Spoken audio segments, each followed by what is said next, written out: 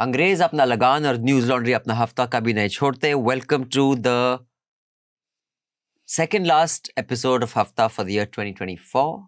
A Merry Christmas to all of you. Manisha was singing a song before we started. Yes, we wish you a Merry Christmas. So this Christmas you can give your friends, family, well-wishers a truly valuable gift, which is a subscription to Newslaundry, and also a lovely merch. Kashmir Ki Kahani and Amar Bari Tomar Bari Nakshal Bari are two evergreen, wonderful comic books. And with stickers like this. Yes, stickers like that. They're car stickers, they're fridge magnets.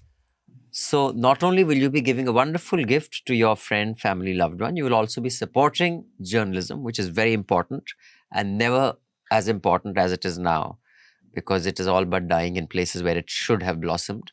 Can I plug the subscription? Yes. Thing that I want to. Yes. If you want, you can basically gift your subscription to people and ask them to watch the Shahla Rashid interview. Oh. It's very good. It's very good. Trust me. We got very mixed feedback on it, by the way. Yeah, I figured. Yes, I figured. We also have an interview coming with Rajdeep Sardesai. Oh yes, here's the promo. So, now you've been very, very frank in calling anchors fangirl and fanboys. You're very dismissive of what has become of the political interview when it comes to Prime Minister Modi. And this time we saw this round table, right? Modi with 4 journalists from one channel, 5 journalists from one channel. And you say in your book that in a first of sorts, most of the interviews were shot and edited by the PMO, which had by now its own in-house TV production team, complete with a camera crew. I think it's startling. So you're saying that the interviews we saw, including on India Today, were edited by the PMO and given as a package to be run? It's there in the book. This is confirmed. It hasn't been challenged. Everyone wants an interview with the Prime Minister. I mean, who doesn't? I mean, if tomorrow you get a call from 7 Lok Kalyan Marg, Manisha, I want you to come and interview the Prime Minister. I would, but if they say we'll edit it and produce it and give it to you and you run it, then we'll say no. You'll say no? Yes. You sure? Yes. What if you know that all your what if you know all the competitive news websites are also been have lined up and they've agreed? I will still say no. I mean, of course, this decision will have to be, cleared through everyone in Newslaundry, the editor-in-chief, managing editor, CEO, everyone. But I would say no, you can't have control because that's my instrument. That's like giving away your pen to the politician. The Karan Thapar interview, you were the boss. Yes. Then did he call you as editor saying that ye kya kara aapke journalist ne aur main kabhi nahi aunga ya ye look, the story needs to be told. Amit Malviya, where you talk about, ultra aggressive BJP IT chief. You say that you've had frequent run-ins with him. And in fact, that almost became a ritual like the dance, the back and forth.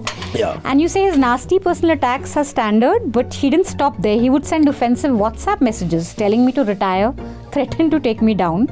He was sending you WhatsApp messages like this and you say you blocked him on WhatsApp. Yeah, which I normally don't. Why haven't we seen an Amit Shah interview where he's really being questioned? No, if he's so open to... No, I must confess, some of the interviews that, Rahul Kanwal, for example, has done with Amit Shah have been damn good interviews. The recent one has been in news for... I haven't seen that. I to be honest... For Amit Shah, saying really wild things about Rahul Gandhi. Yeah, but that's Amit Shah saying them, right? That's Amit Shah saying them. But there is not challenge. Yeah, okay. But I've seen interviews where Rahul Kanwal has challenged Amit Shah, or at least raised the questions about washing machine, election bonds. But the questions always phrase कि opposition ऐसा कहती है. लोग ऐसा कह रहे हैं आपके बारे में, आपका क्या कहना है? So when you are criticizing, the state of television news, and you do that very often on Twitter also, does it get awkward for you in India Today to bump into some of these anchors?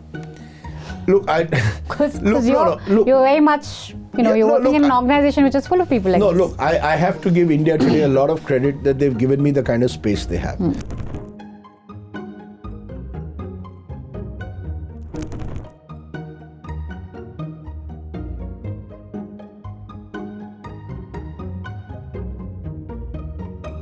So you can watch that too with your subscription. Ek teer se do nishane. Many nishanes, because we have many, many fabulous interviews behind the paywall that you guys don't have access to because you don't have a subscription. But if you get one, you can actually binge watch something fun rather than Netflix. Yeah. Mindless series on Netflix. And you learn something also. Yeah. So do, check out all our stuff. We are recording this on Friday the 20th. It is 11 in the morning.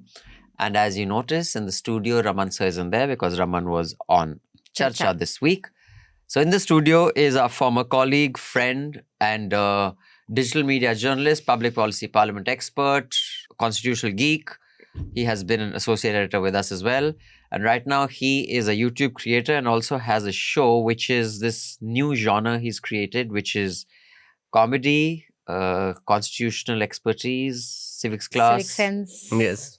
And what else? Yeah, Where it's is the called next show? it's called Democracy IRL. Where's It's the next? basically IRL. IRL In real life. in real life. Oh, Yeah. okay. Gen Z speak. I get it, like, because I asked this first question to the audience also, and half of them don't know what it is. So it's okay. I forgive you for this. No, but I'm used to, I don't know half these Yeah. little things. So the idea is that I'm teaching 8th standard civics to adults, and it is a simulation of a classroom and the parliament at the same time, where I'm like passing bills and like talking to people about different laws, etc. So it's a very interactive show. So it's in the form of a stand-up, but it is also Right. And joining us from Chennai is our person who has probably chosen a title by now, Jayashree. Person of Hello. interest. Person We'll of just stick interest. with executive Person editor. of I think that's interest. good. We'll just stick with executive editor. All right. Yeah.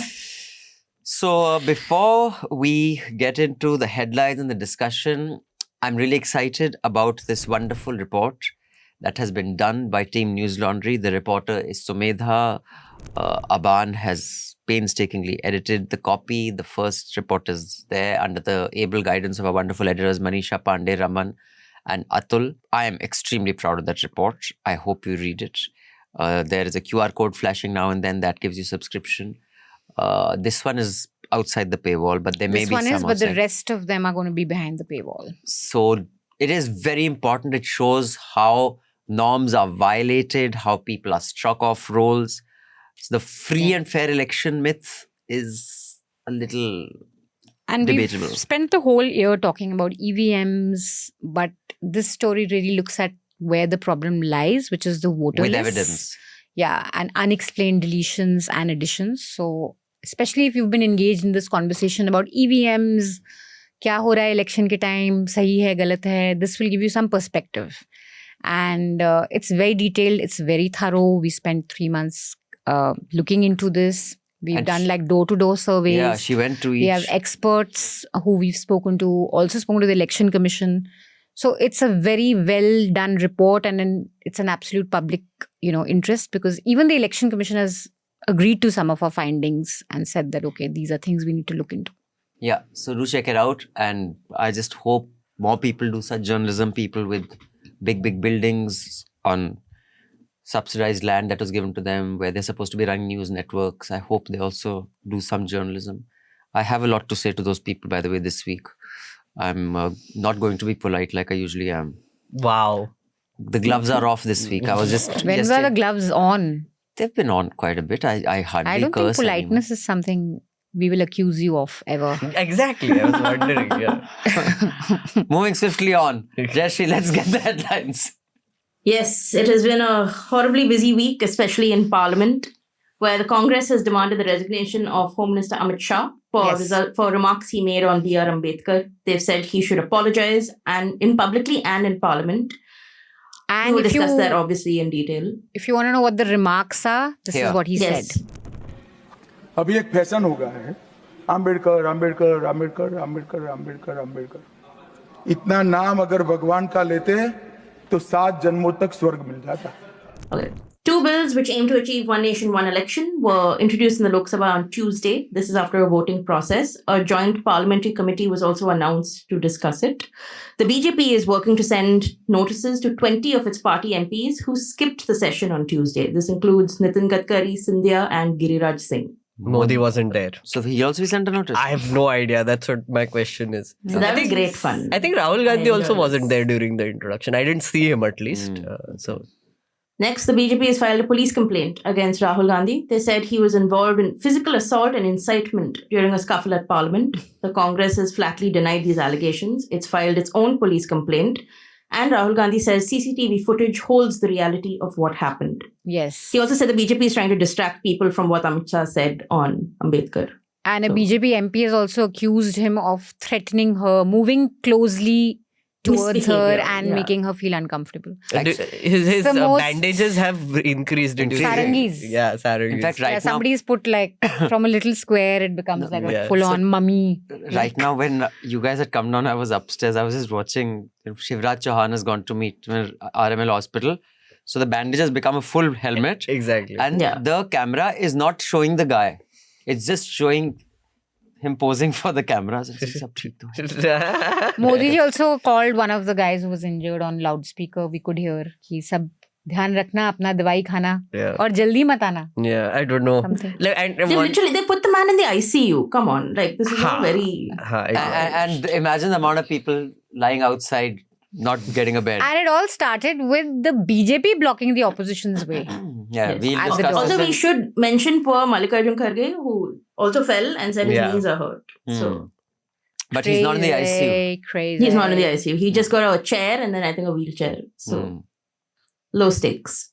In Karnataka, BJP leader C.T. Ravi was taken into police custody. This is after he allegedly made a derogatory remark about a woman minister. No one is really saying what remark he made.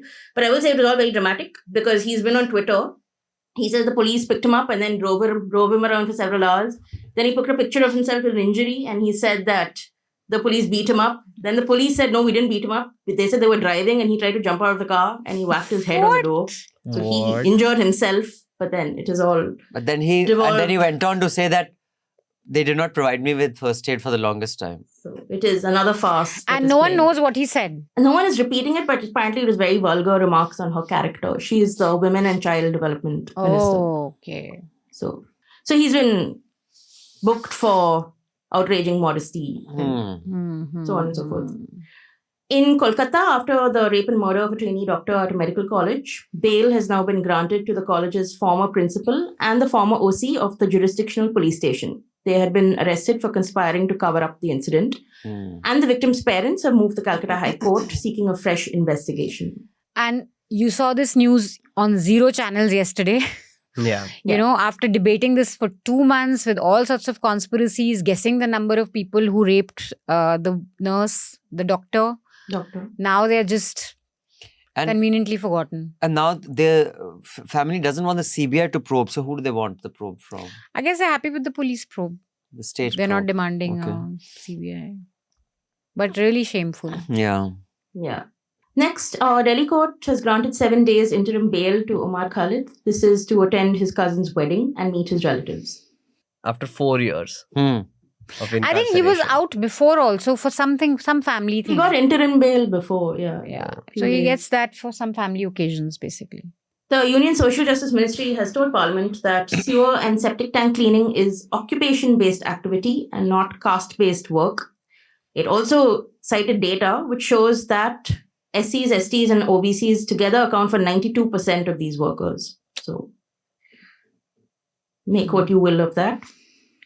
Now, after the Allahabad High Court Justice S.K. Yadav targeted Muslims in a speech at a VHP event, the news has broken that D.Y. Chandrachud, before he became Chief Justice, had opposed his elevation to the bench. Meanwhile, Uttar Pradesh Chief Minister Adityanath has stood by the judge. He questioned the opposition for seeking the judge's impeachment. He asked, is it a crime to speak about what is beneficial to the majority community? In the Rajya Sabha, Deputy Chairman Harivansh has rejected a no-confidence motion moved by the opposition against Vice President Dhankar. He said it's severely flawed and holds it as an act of impropriety. Zakir Hussain, the internationally renowned tabla player and composer, has died at the age of 73. He died in San Francisco. Again, news channels and news Jumped media the gun. jumped the gun, declared him dead before he was. His nephew tweeted out saying that please wait officially. The INB ministry tweeted it out. Everyone was Yeah. just following actually the INB ministry. I think, And who are they following? I don't know what. No, where there were a bunch of media reports that came out first, and then the INB maybe like 5 minutes later. Yeah. So And then everyone went with it, which was sad. Then when he again. actually died, no one committed. No one committed. So it was much later that I they mean, in confirmed. such a case, you have to check with the hospital or the family. So I don't know what their sources were to just say that he's no more. 19 months after ethnic violence erupted in Manipur, the 42 SITs constituted by the Supreme Court have filed charge sheets in only 6% of over 3,000 registered cases. These are cases of rape, sexual offences, murder, loot, arson, and so on. But I don't think PM Modi called anyone to see how they're doing in Manipur. No, they didn't. But No. but yeah, No because network dhyan area. rakhna, very. According to the Central Pollution Control Board, the air quality in India's capital of Delhi has plummeted to a hazardous level.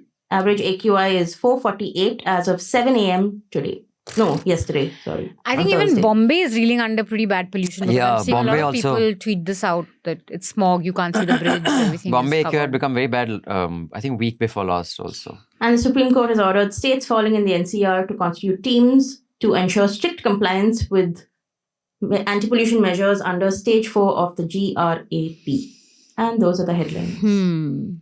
Now, before we move on to discussing what's happening in Parliament, which is clearly the news of the week, we have a new NL Sena that we would request you to chip in on. It is going to be a story that will take, again, several months, like the one on voter suppression and voter deletion, etc. has taken.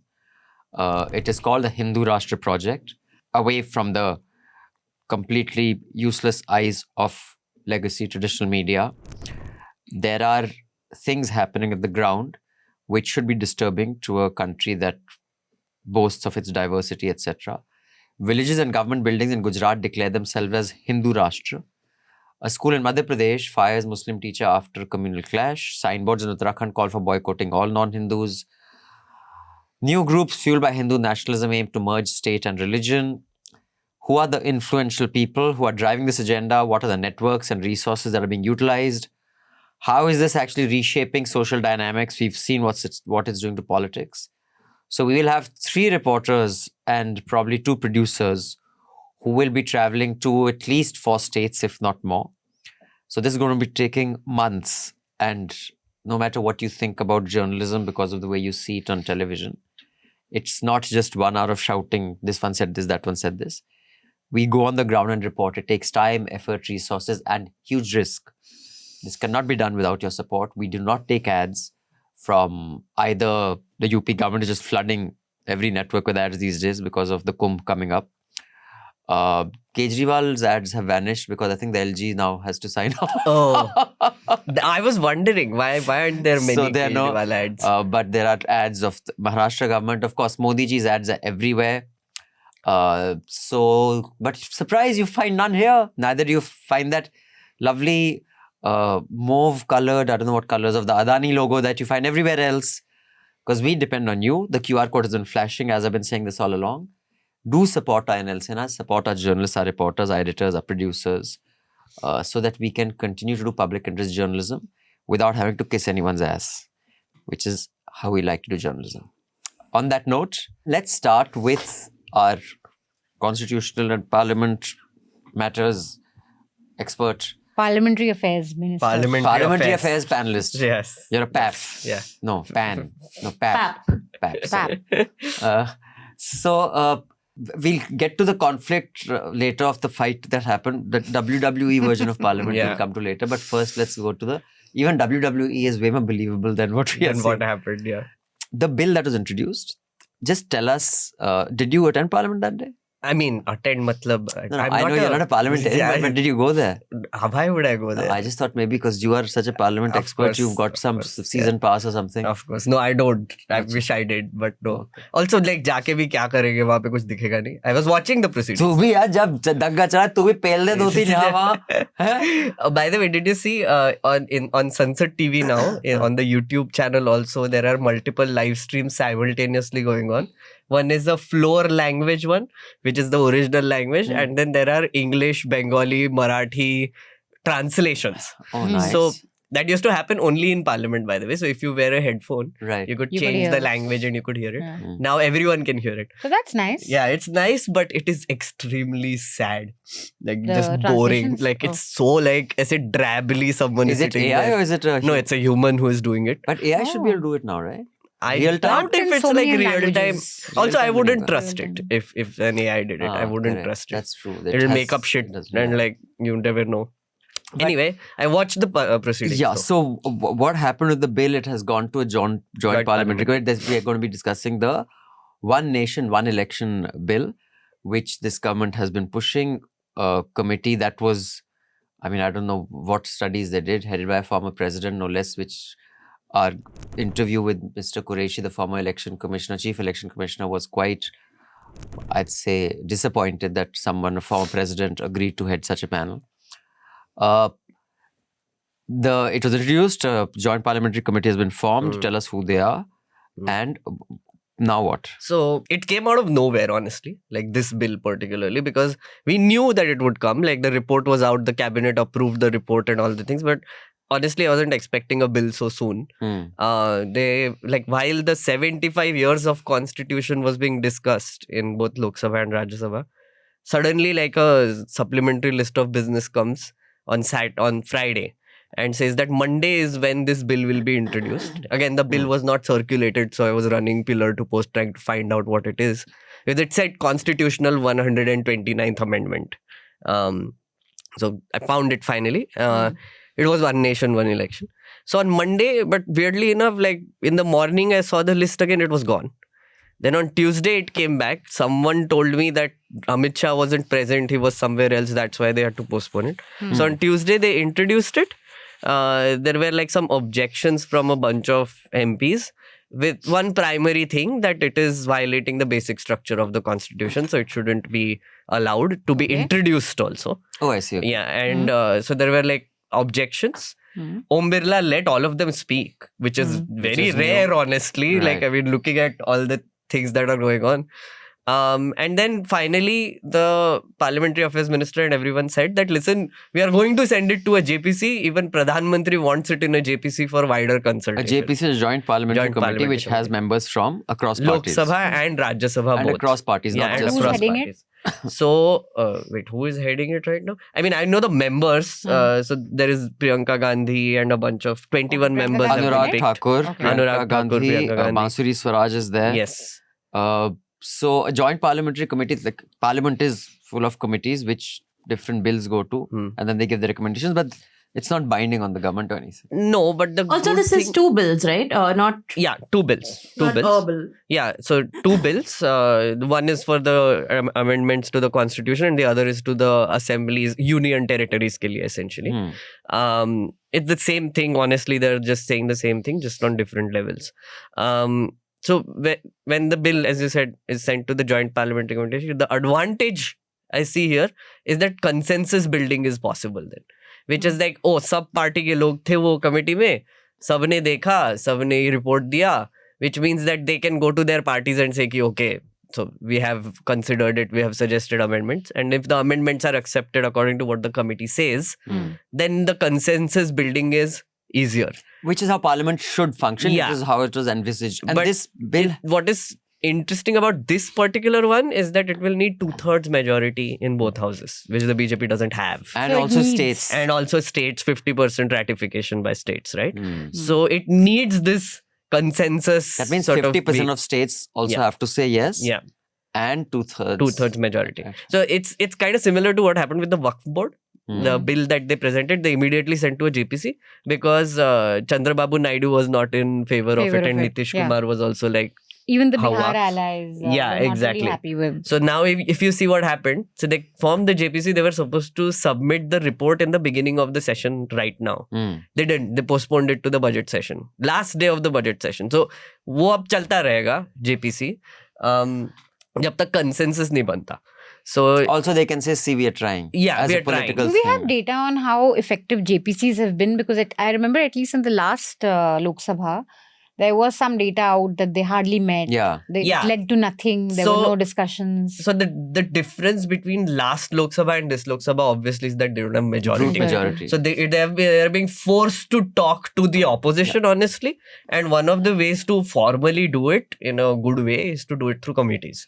And one of the provisions in this bill, if you could just explain to me and our audience, is that in case there is a state assembly that, let's say, collapses before time is up, they're saying the election will not happen immediately. So I'll just tell you like 5 main things that this bill is doing. Right. First is that the bill says that simultaneous elections will be held across the board, which means That means Assembly and Lok Sabha. Assembly and Lok Sabha together. But not MCD and Panchayat. Not yet. Also, the Union Territories, the other bill says the same thing. Panchayats and all they can't include in this, obviously. They want to eventually. That would be the third layer that they would want to add, so that. So what that means in a very simple way is that right now, let's say Delhi elections are coming in January. So then the term of this legislative assembly will end 5 years later. So January 2030 is when the next election will happen. But Lok Sabha happened June 2024. So they will have June 2029.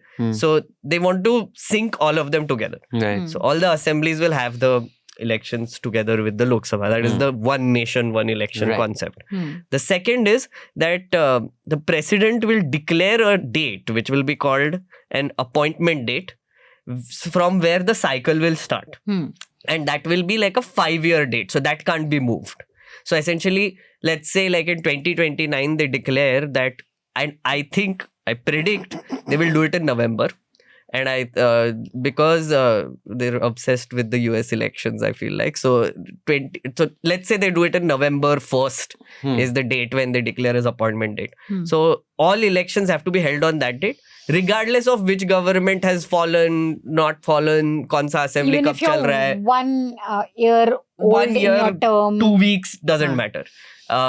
So everyone then on that date, we realign everything to that date basically. The third thing, and this is actually the crazy one, which is the election commission, if it wants, can defer a particular assembly election if it feels that it can't be held simultaneously. And the president can give permission for it.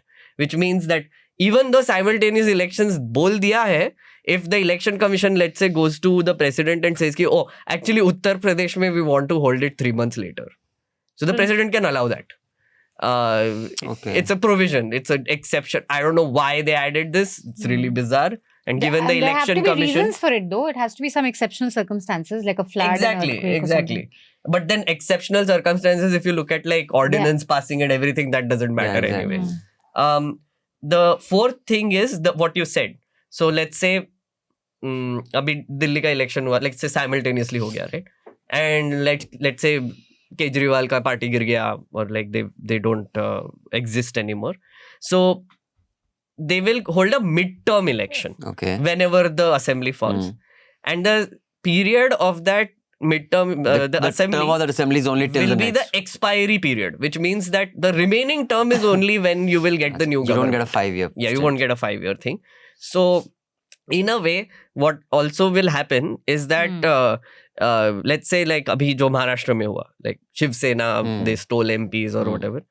The government changed 2.5 years ke baad. So exactly what happened in Maharashtra will happen everywhere else. Which is they will only be there for 2.5 years and then they will change the So these are the basic provisions. These are the basic provisions. Yeah. So Jayashree, what do you think of this Jayashree had idea, a and rant. why do you think it is being pushed? I feel I've made this rant before, but I mean, the anti-federalism argument I think is very strong. I think what people are saying in Tamil Nadu, where Stalin is very much against it, is that, so the defense to that is people are saying, oh, but Karunanidhi once upon a time had supported the idea of simultaneous elections. But the thing is that he supported it vaguely in the 70s to the extent where he said, let's have a committee to sort of look at its potential, look at pitfalls, let's see if it could work out. And he said that it would save money. I mean, the difference is though that I think in the last 70 years, we have 8 times more candidates, and the EC struggles itself to hold single-phase polls in territories that are as small as Jammu and Kashmir. So it's all very difficult. Also, I think in the 70s, states were vested with the power to dissolve state legislature. And I think Meghnad can correct me if I'm wrong, but under this proposal, that will be removed, right? So states can no longer... So that takes away... Because they're making a constitutional amendment, a big amendment, which says that the power to make laws around simultaneous elections, these words have been used, will be given to the parliament.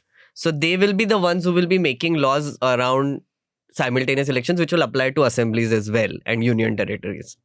Yeah. So, I mean, I understand the logic of why the BJP is doing it, because I suppose the party believes that in a national election, a national issue will predominate a local one, and this will sway voters to vote for the BJP, whatever. So it's like a homogenization of national and state. You sort of subsume smaller elections into a much larger one. And if local parties anyway would struggle against very much more well-funded national counterparts in a concurrent election, then it could only benefit the BJP. But also I want to talk about this entire thing. The argument is also that one nation, one election will save a lot of money, right? That we're spending way too much money. I think there are three categories of expenditure on election. One is EC, establishment expenditure. One is the organization of the election, and one is the purchase of EVMs. And out of all this, I think the purchase of EVMs is one of the largest components. But if you are holding concurrent elections, your spending on EVMs will double, if not more. So this which is what former Chief Election of Qureshi also said. He says the cost of this and the time it'll take.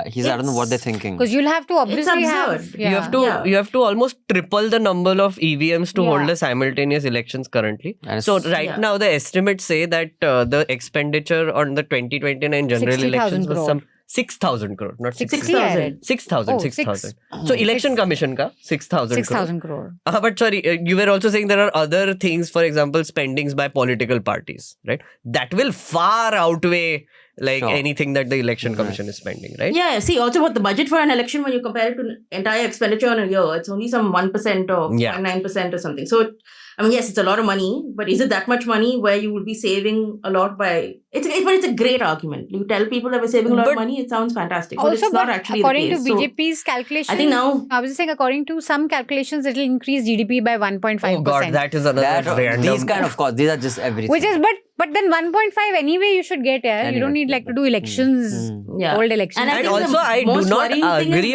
which Meghnad also said, which is that if a state government falls, if a state government is dissolved, then what?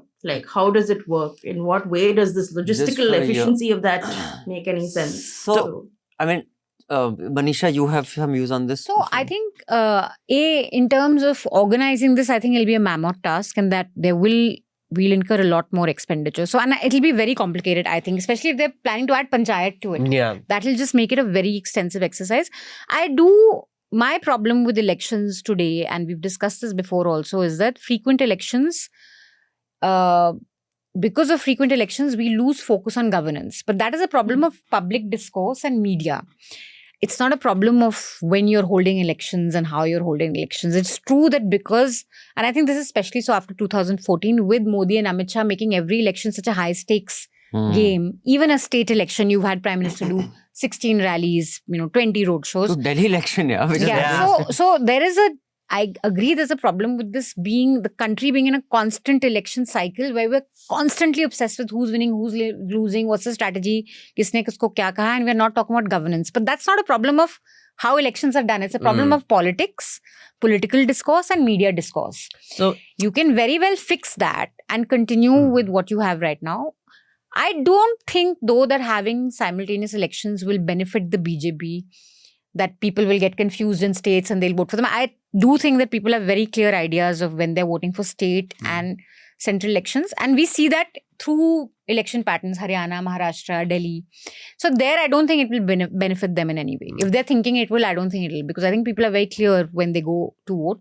But there can be confusion. Because when you're doing something for the first time, you may get confused कि ये state है, ये Lok Sabha है, ये क्या है, whatever. Yeah, I don't chaos. agree with that entirely, because I still think that local issues will be completely subservient to the idea of a national campaign. And I think there is such inequality between state and national parties that it is very difficult for state parties to compete with the sort of behemoth money and so on that a national party if you would want have. to look at it another way, what this argument is about regional parties, right? So if you look at traditionally, whenever the BJP goes against Congress currently, they are on a much better footing because they can always say, oh, Nehru ne ye kiya tha, they'll beat a dead horse and national bana denge uske issue. So whenever it's a BJP versus Congress, the BJP sees an advantage. But whenever it goes against a regional party, it becomes very different. For example, TMC, right? When they fought in West Bengal, Tamil Nadu, Delhi, everywhere. All these strong regional parties, especially in the south and the east, they've been trying to sort of destroy them in other ways, which is agencies, governors, stealing, buying, horse trading, jo bhi kar rahe. Delimitation also. We saw what happened in Maharashtra, for example, all the things. So my thing is that they have been doing surgical strikes on these people, right? What they want to do is they want to just drop an atom bomb now. Like what one nation, one election is what Jayashree is saying is correct, which is let's say the BJP, which is the richest party, goes into a simultaneous election, right? A TMC, a DMK, ye are no match for the amount of resources that a BJP will deploy.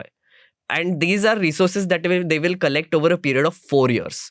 Right. So they don't have to spend any other resources for any state elections during those 4 periods, which means a concentration will happen during those 5 years. एक इतनी बड़ी party करो कि रोज dinner करने का ना. But exactly. That's true now also. But in state elections, BJP still But you have to, what you said about model code of conduct is also connected to this, right? For example, the problem that they are putting up ki, model code of conduct aa jata hai, to sab ruk jata hai. But that's not true, because it's your fault that Modi ji travels for a municipal election. Yeah. It's your fault that Yogi ji is being sent to like a Hyderabad election. You don't have to do that. Or the Home Minister is in local Karnataka, leadership. Which is the point she was saying. It's not a problem of election. But I think, I mean, if I was just to look at it dispassionately, sometimes, who is making the intervention supersedes,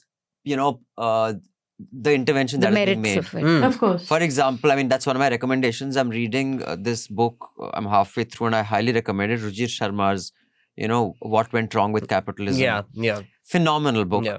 And when you see the data, Trump's got a point. The US government is this inflated, useless thing. And while they give Europe a bad name, that European socialism, Europeans, if you see the data, Europe's government spending and government intervention is way less than America. Correct. But the traditional narrative is Europe has this oversized European government. socialism. Yeah, whereas actually it's America, which is, if you just go by the data spend, the government spend and government intervention, how they route the money. So what does need to be done in America is that the government does need to be dismantled. But is Trump the right guy to do it? Yeah. Is the point. So I think maybe there are certain electoral reforms that need to happen. Like, I personally don't think it's such a bad idea that if there is a government falls in the middle, your next term is only 5 saal. It's not. But is Modi the guy who I would want to put in the place to make these interventions is the question, with the kind of, in light of the story that we've done. So I think there are certain pros, I can also, but the cons far outweigh the pros. Correct. So net, I'll tell you the biggest con is that it's not just the spend, etc. You see this very strategic and just like Mr. Chidambaram had introduced that law, which now is coming to, bite everybody else in the ass. UAPA? Yes. This is something that suits the BJP today. Yes. It may not suit tomorrow's BJP. Exactly. And I'll tell you how. Forget the spend and all. When you are fighting the BJP versus the rest have to come together. The rest can come together if Maharashtra election is happening. NCP can come together, Congress, NCP, Shiv Sena, when a state election is happening in Tamil Nadu, Congress and DMK can get together. Trinamool and Congress can get together in the national election, not the local election.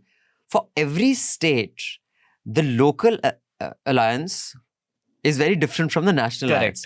It is going to be impossible for an India alliance to work, because what takes precedence? The national interest or the state? So there will be no serious alliance. So you are fighting a completely fragmented opposition as opposed to a united opposition, because, I mean, to what extent it actually played out. In Punjab, at the local level election, the whatever mayor, there was a talk between Congress and AAP. You support us there, we will support an MCD here. These kind.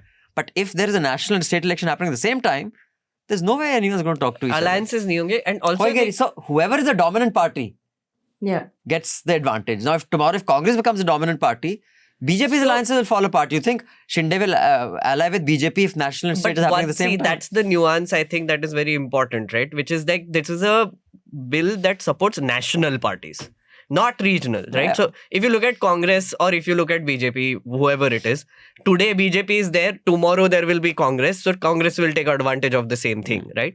Because it's a national party. Correct. It also wants this. It also wants like a singular narrative. It's us versus them. Us versus them, right? Correct. I had one quick question for you, Meghnad, which is that, so now they need to get a 2/3 whatever, right? Majority. So in which case the BJP will have to depend on supporters like YSRCP or whatever, I'm guessing. Yeah. But after that, doesn't it also have to then be ratified by at least 50% half of the states or something?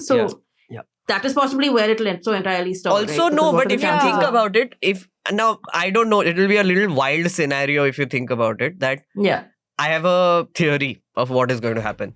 2026 is when the delimitation freeze ends. So what that means is right now our Lok Sabha seats are frozen at 545 for 50 years. Last one happened in 1976. So according to the population, it should have increased. Like the number of seats, because representation currently in Lok Sabha is completely skewed. In some seats, it's like 1.5 lakh लोगों को represent कर रहा है और एक seat में 22 लाख लोगों को. So it's like wild right now. So in 2026, that freeze ends. So they will have to do a delimitation exercise. That will be dependent on the census. So I think the census hasn't happened yet because they're waiting. They will do the census, then they will do the delimitation, and then there will be simultaneous elections. It's a 3-step process, right? Chronology समझिए. Chronology समझिए. The estimate is that the number of seats is going to increase to 888. And with a skewed weightage given to most populated states, which is the North Belt, which is Uttar Pradesh, Bihar will have more representation in Lok Sabha. It basically shafts the South. Yeah, basically, exactly. So like southern states will So it completely... basically it incentivizes having more kids as opposed to family planning. Which is what our friend RSS ka Mohan Bhagwat also recently said. So, but one final thing that I wanted to say. So what will happen, I feel like what will happen is that in the next few years, we are going to see a simultaneous election. And in this case, if you look at what the Congress wants, the Congress might actually agree to this. My fear exactly is that all national parties come together, including Aam Aadmi Party, which has ambitions for becoming a national party, because it is a bill that advantages national parties long term. If they are thinking that way, I feel like they might actually ally together and come up with a, I don't know, like a system which will have some sort of a simultaneous election. Long term, I think only the RSS thinks. No, neither the BJP thinks long term, nor the Congress thinks long term, nor AAP thinks long term. I think parties think like corporations, quarter to quarter, election to election. But I mean, just, one thing that I want to say about the GDP and how Indian elections, and I remember I wanted to make a film on this some 22 years ago, is like the World Cup in South America or Europe. A nation wants to host a World Cup because stadiums banenge, tourists aayenge, kharcha hoga. It gets a entire economy going. Right. That happens during Olympics. Of course, the cost doesn't justify the economic activity that happens, and the data shows that no city or country that has hosted the Olympics has recovered the money. But Indian elections are like that.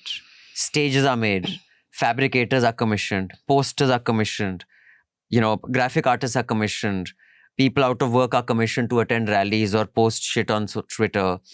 There is a lot of, when I was running a production house, whenever an election happened, we used to get shows commissioned. I've made shows that time that Enadu TV was launching. I'm talking about in the early 2000s. Yeah.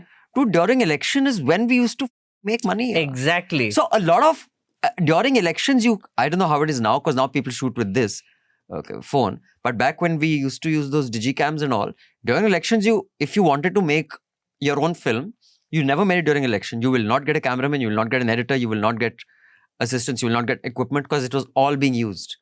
So it does create economic activity. So in that sense, more elections are good. More elections are good for the GDP. Yeah, it's a way to redistribute the money. Correct.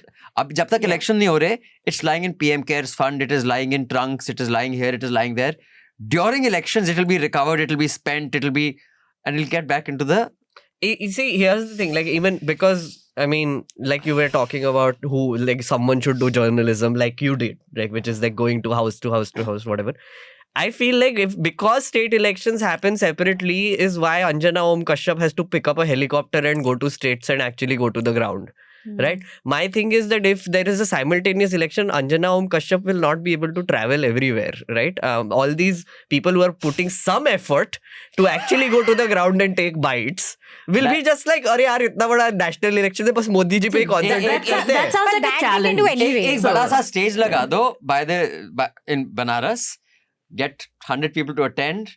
and have an event. See, But which why will do also- it in Banaras? Do it in Delhi then. Just like because अभी national election हो रहा है ना, कहाँ जाना पड़ रहा है फिर बाद में? Banaras is a holy city, so Yeah, that's where but they go. also the other thing you said, so this whole GDP argument कि 1.5% से GDP बढ़ेगा. I feel like actually it's the other way round. The more elections you hold, the more GDP increases. Absolutely, yeah. Taxi walas, hotel walas, Everything. everything. Posters. Like as you said, media walas, advertisers. Media wale se Like, I mean, like the political parties spend money during elections. Yeah. I feel like the whole thing about Maharashtra, one thing that they said was बहुत पैसे बांट रहे थे. I was like, good na. Like वैसे भी बाकी के साल में तो तुम देते नहीं हो.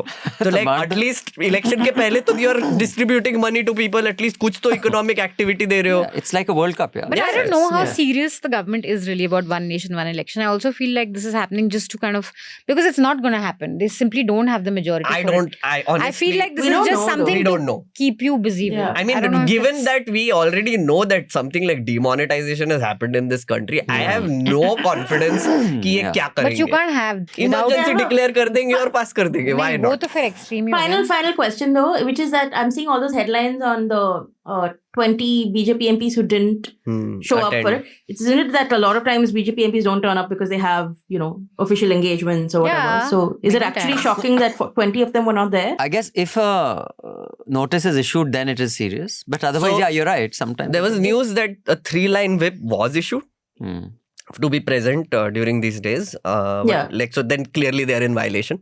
So they can be pulled up technically according to the anti-defection law part 2. Like if you are not present and you don't vote in favor of a particular bill, the speaker has the power to actually kick you out of parliament.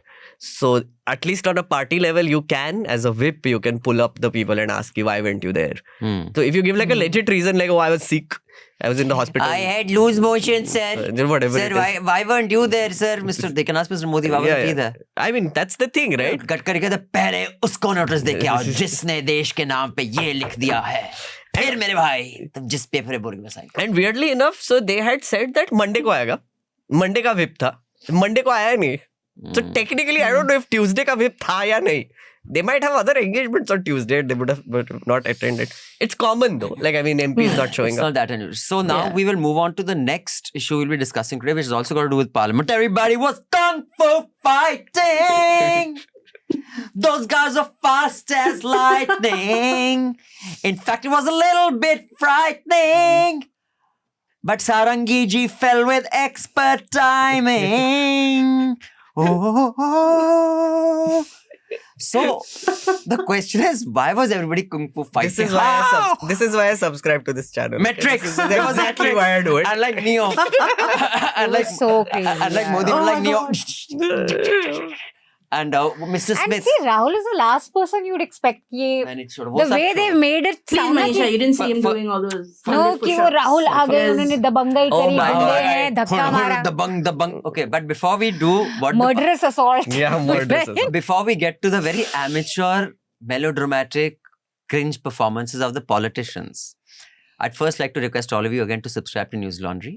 So our reporters can do some serious work while Manisha, of course, also does serious work. But while I sit and Yes, just you bullshit. specifically Just me. Yeah. So here's the QR code. The link is in the show notes. Basant, Anmol, Prateek will be traveling. Sumedha has already done a phenomenal series, which we will see more of. So do subscribe. Scan the QR code, click on the link below. Hello. I head the social media team at Newslaundry and the News Minute, and I'm here to bring you your NLTNM Wrapped of 2024. In 50 weeks, we got you 92 interviews. We won 4 Ramnath Goenka Awards, 3 Ladli Awards, 1 Project Siren Award, and 2 awards for our app. And that is a total of 10 awards this year. Through one massive investigation, we brought you 42 stories, coverage that was internationally recognized. 50,000. That's the number of people using our accessibility features across our website and app. Now, a look at the stories that caused a stir. Amit Shah थे, गौतम अडानी थे, प्रफुल्ल पटेल थे, देवेंद्र फडणवीस थे, अजित पवार थे, पवार साहब थे, सब थे. 2 international shows, 7 new podcasts, 51 weeks, 51 haftas. Why? अंग्रेज अपना लगान और न्यूज लॉन्ड्री अपना हफ्ता कभी नहीं छोड़ते. Welcome to another episode of Hafta. And why could we do this? Only one reason.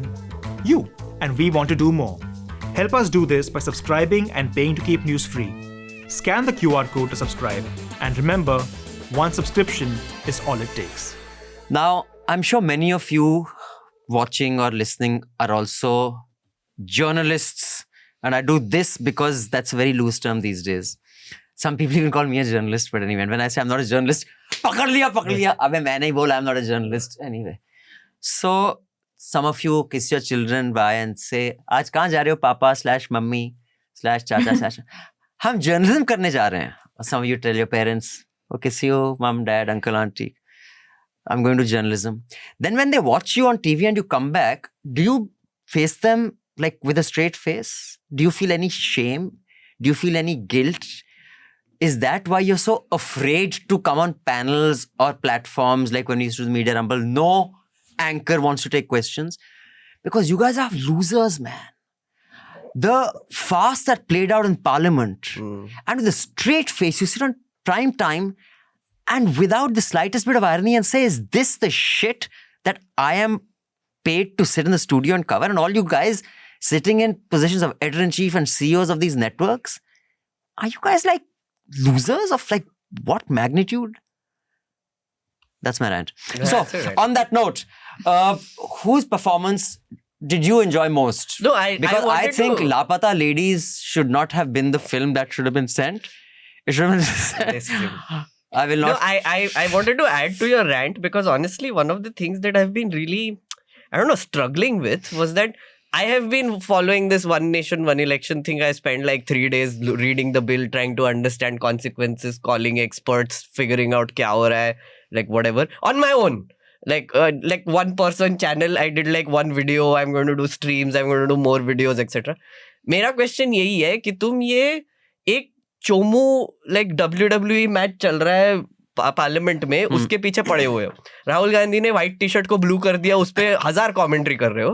Like इस पे कोई बात ही नहीं कर रहा है. Like literally zero coverage ever of the biggest reform that this government is going to propose, which will intrinsically change the very nature of our fucking democracy.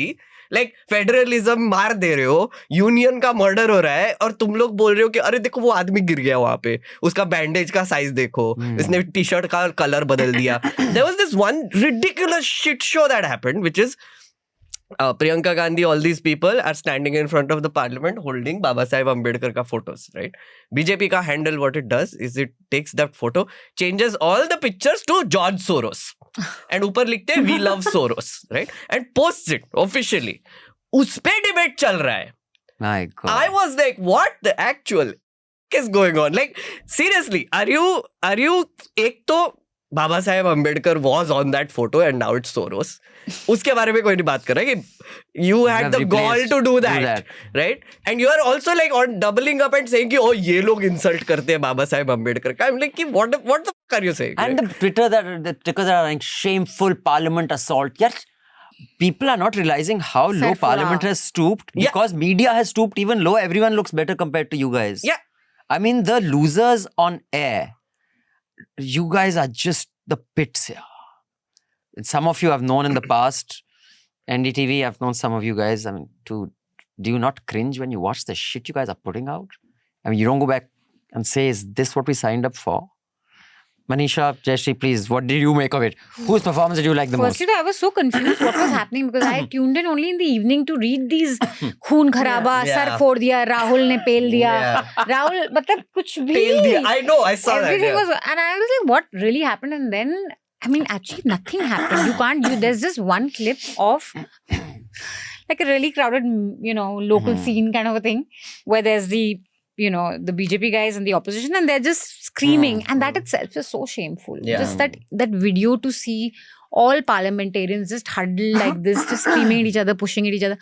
And again, the whole thing is that I would have really liked to see a debate on one nation, one election. Absolutely. I would have liked to really listen to what all opposition MPs had to say on it, what the BJP guys had to say on it. And I think this is also one place where the opposition are missing a trick because you have been sent in number to parliament to raise concerns of your constituencies. To me, even what Amit Shah said about Ambedkar, I don't think it's an insult. It's a crass way of saying, I mean, he's just like, is just a throwaway statement he made, but I don't think it was an insult. It's not. So to even do a protest that maafi mango was very ridiculous to me. And I think most people see through that.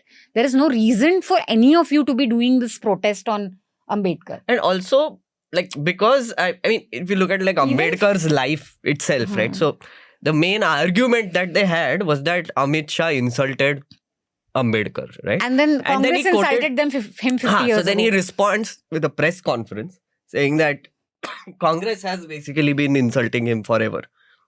Nehru apparently was very happy that he quit or whatever. They didn't quote a letter which he wrote to Ambedkar right after his resignation, where he says that I'm so sad that you're leaving.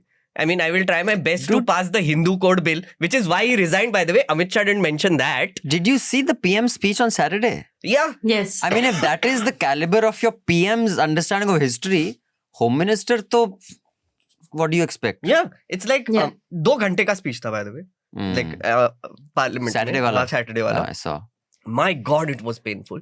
So I have multiple things I want to say about that, though, which is that one about this entire fast that they fought about. Okay, one, the scuffling and all was insane. I feel like after a point it was like they were throwing anything that they could stick. That BJP MP, the woman MP from Nagaland, she said that he misbehaved with her, he made her uncomfortable. So it was just, I think it was reaching levels of outlandish that we haven't seen. Yeah. The second thing is the Ambedkar. What Amit Shah said on Ambedkar. I mean, should they be holding these wild protests and all? I mean, whatever. I'm not also fully convinced of the nature of it. But I think there are two ways the RSS and the BJP and the entire enterprise approaches Ambedkar. The first is revulsion, because the anti-caste movement has always gone against everything they stand for. And that is what you see in Amit Shah's statement. I think they put a gloss on him because of the second reason, they're trying to appropriate him. But it's an insincere thing. And so that's why these slip-ups happen. The main thing I was thinking about is Modi's speech on Nehru. Obviously, I did not watch it because it was in Hindi and it was also, as Meghnad said, 2 hours long. So I had to rely on English translations. But I think one of the entire thrusts of his argument was he said that Nehru was anti-reservation. He wrote a letter to a chief minister and he did write a letter to the chief minister, except that what is honestly important is that Nehru's government never actually implemented policies to take away or dilute reservation. 1. 2, he also said that it was never a desirable thing to do. And 3, in the Constituent Assembly, when they held debates on it, he never opposed the idea of reservation. Similarly, the thing on Patel being blocked as Prime Minister and so on and so forth.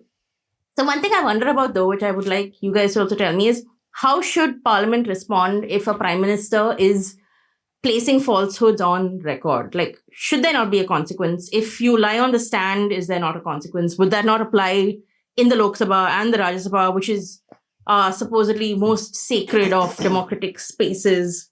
So, and I think that the BJP, I think many political parties, the currency is lies, but would there not be a process when it is on the record? Should we not worry about that? One thing, I think in the headlines you mentioned how Dhankar against, there is an impeachment notice that went out, right?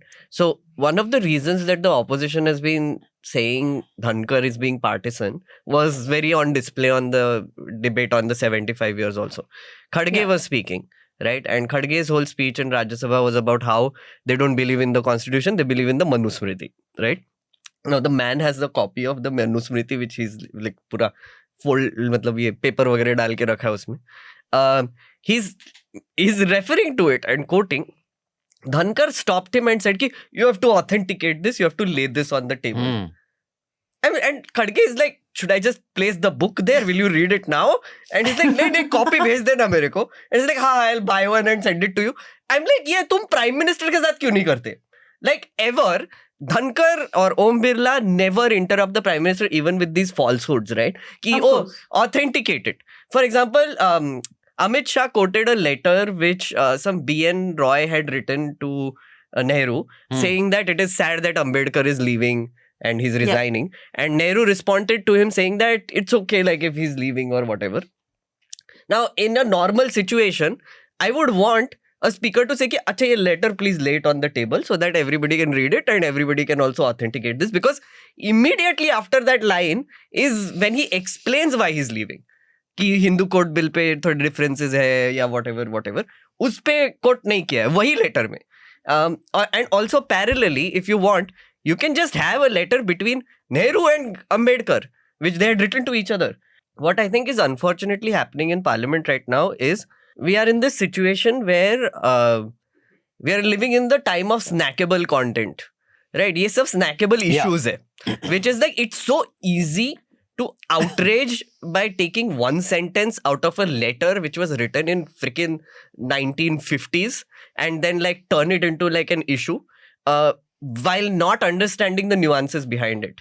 Because Nehru and Ambedkar and Gandhi and all these people that existed, including Savarkar, had many disagreements with each other, but they also agreed with each other on a lot of things. Ambedkar quit the the cabinet, because he did not like the fact that Hindu Code Bill was not coming up. Nehru assures him that the Hindu Code Bill will be implemented in pieces. And he does. Marriage laws come in later, reforms come into Hindu personal laws, etc. Uska context bhul ke, you are basically just focusing on this one ridiculous statement. This Ambedkar that actually... Sangh is the one who opposed it also. It's an atom bomb on Hindu society. But what's that got to do with current parliament? I don't know why they've... I think it's a non-starter. Both the parties making it an issue. Now this is one thing. One is, this one misspoke in Parliament, Amit Shah. These guys caught on to an electoral hot potato and ran with it. That is not unusual. You know, because I think there's a bit of same-sidism happen. Oh, look, they are so ridiculous. One statement from Mani Shankar Iyer, who was a lowly non-entity in Congress, that one niche that statement niche, they ran with it and it reaps political dividends. Right? Now, and that's also got to do with my recommendation of this fantastic podcast which talks about, you know, whole Steve Bannon's flood the zone. You got to flood the zone with an issue and carry the news cycle. Modi has understood that very well. So that is not unusual. Whether it is, you know, unke kapde or jumla, or you need one statement that has political currency and any party will run with it. So what Amit Shah said, we may not like it, but that is not, that is how Parliament functions. That is how politics functions. That is one thing. What is happening with the BJP saying, oh, I was assaulted, oh, I'm falling, oh, I'm that drama, Dude, that is new. That is new at a level which is insane. So it is not the same thing at all. Utterances, you mean the escalation is not new? And how the media covers it. If you have made Ambedkar is Ram, Ambedkar, these are political, you know, fulcrums over which entire narrative moves. It is but obvious that it's going to lead to, and also the BJP gives very few opportunities to the opposition to latch on to one statement. That is a given, Debated in Parliament, and also I would also like to point out, because I have been watching parliamentary proceedings, I don't know whether you have, it is not the opposition that has been disrupting Parliament every day. No, it's not. The BJP has been doing it. When they wanted, I think Friday or Thursday, it was Om Birla, and 30 seconds of it said over, because they didn't want the debate. First 3 days, I'll tell you one instance this happened, right? So, first 3 to 4 days, the Adani issue was happening, right? Where this whole investigation started and like an arrest warrant came out against Gautam Adani and everything. So first issue that in Parliament was a bunch of notices go to the speaker saying ki suspend the house and let's discuss this. It's an important issue. I think it's an important issue. It should have been. The guy is a oligarch at this point of time. Bahut sara people are connected to his businesses, etc. It's a very important issue. Both speakers in both houses were rejecting it, right? One instance was very interesting where I think on the 4th day, Dhankar is basically taking this and explaining, oh, I have already taken these notices. A few notices were for Manipur. Few were for law and order situation in Delhi. A few were on farmers' issues and price rise, right? वो भी reject कर दिए, right? And then he is basically waiting for the parliamentary affairs minister to say something, right? So Derek gets up and says ki, oh, I have a point of order. I want to give my explanation of why I gave you the notice, right? And he gets up and Derek is waiting for his mic to turn on. Nobody's saying anything. And Dhankar looks confused and he's like, okay, we are adjourning. We will meet tomorrow. And I was like, what happened? Koi bol bhi nahi raha hai, kuch disruption bhi nahi hua. They don't want Parliament to function. It is because and it is the their BJP responsibility. people have been till that point disrupting Parliament themselves. The opposition was just sitting and waiting for the notices to be considered and whatever. It's clear they don't want to So debate. yesterday also it was mostly the BJP that started it with stopping the It's opposition actually members quite. to come in. This is also new. Like for example, But however, this drama in Parliament, I mean, last year, have we forgotten? Smriti Irani accused Rahul of aankh maruing. yeah, I mean, we've had such weird things play out. There was a whole thing कि Rahul ने aankh मार दी. aankh mari, There हाँ. were debates endlessly on it कि इसकी क्या प्रवृत्ति है, ये अजीब से like they make him sound like some psycho who's just let loose in Parliament. कभी थप्पड़ मार रहा है, कभी aankh मार रहा है. It was very, and that time they अभी wanted, गुंडागर्दी कर रहा है. कभी that time they wanted to discuss Manipur. हाँ. And I remember back to wall thing was Rahul ने aankh मार दी महिला सांसदों को, flying kiss they the. Yeah. So this, I mean, BJP, you give them something, they are experts at like in 2000 and make something completely different with it, and the media plays along. Yeah, if the media wasn't doing its job, yeah. this is not going to get play. Aankh maar di and. However, I do feel that I remember this- 10 years ago, I was reading, India Today had the story 10 years back around the at the end of the year where they said, this is the worst Lok Sabha performance in the history of the Lok Sabha in India. They said that they only spend some small percent of time discussing bills. That was the year when Andhra Pradesh was divided. So that chap sprayed pepper spray in the Lok Sabha. There was one guy who was accused of bringing a knife. He didn't bring a knife. So it was all very dramatic, and people are like, yeah, people are acting out because, the television cameras are there. It's sort of Jekyll and Hyde nature of it. But I think this is much worse because that was bad behavior, but this has become a parcel of lies. Yeah. And it's a parcel of lies that has been and there's manufactured. literally Do you no remember? work, think is no true. work at all. So, Do you remember in the first session of this new parliament that smoke bomb thing happened? Yeah. Smoke bomb thing. Yeah. When That was Pallavi December. went around and stole the thing, whatever. and they've all snatch it from each What other. happened to that, by the way? What happened to those 3 people who were arrested? Why were they there? What was the protest? What was the demands? Who They were were there protesting from? Kuch nahi. unemployment Like protest. zero things, right? And also, that would be one of the reasons why the home minister should have resigned. अभी बोल रहे हो कि resign करो, अम्बेडकर पे statement बोल दिया, ठीक है, बोल सकते हो, demand तो कर ही सकते हो. But there are so many more egregious things happening around, like Manipur. Also. Also Manipur- first, the PM calls up his very horribly injured MP in Parliament to check how he's doing. He never had the time to call anyone in Manipur. But, before we wind up and we have mails, since we have time, we'd like to go through them. I just want to talk about this one related issue. By the way, as we speaking, I was a little distracted. I was just following on live law, the case of Zubair with Justice Verma's hearing. I mean, it is just so distressing to see the kind of questions that a judge is asking. What's he asking? As if it is Zubair. That why did he tweet? Why did you tweet? Why didn't he file an FIR? Yati. Basically, the questions almost, and the kind of, arguments that are being made by the prosecution. I mean, this case should be thrown out in 10 minutes. It is now the second hearing. Justice Verma, 21 में charge sheet है, 2 में final report, 1 में अभी investigation हो रहा है. This is another matter altogether. Where is it?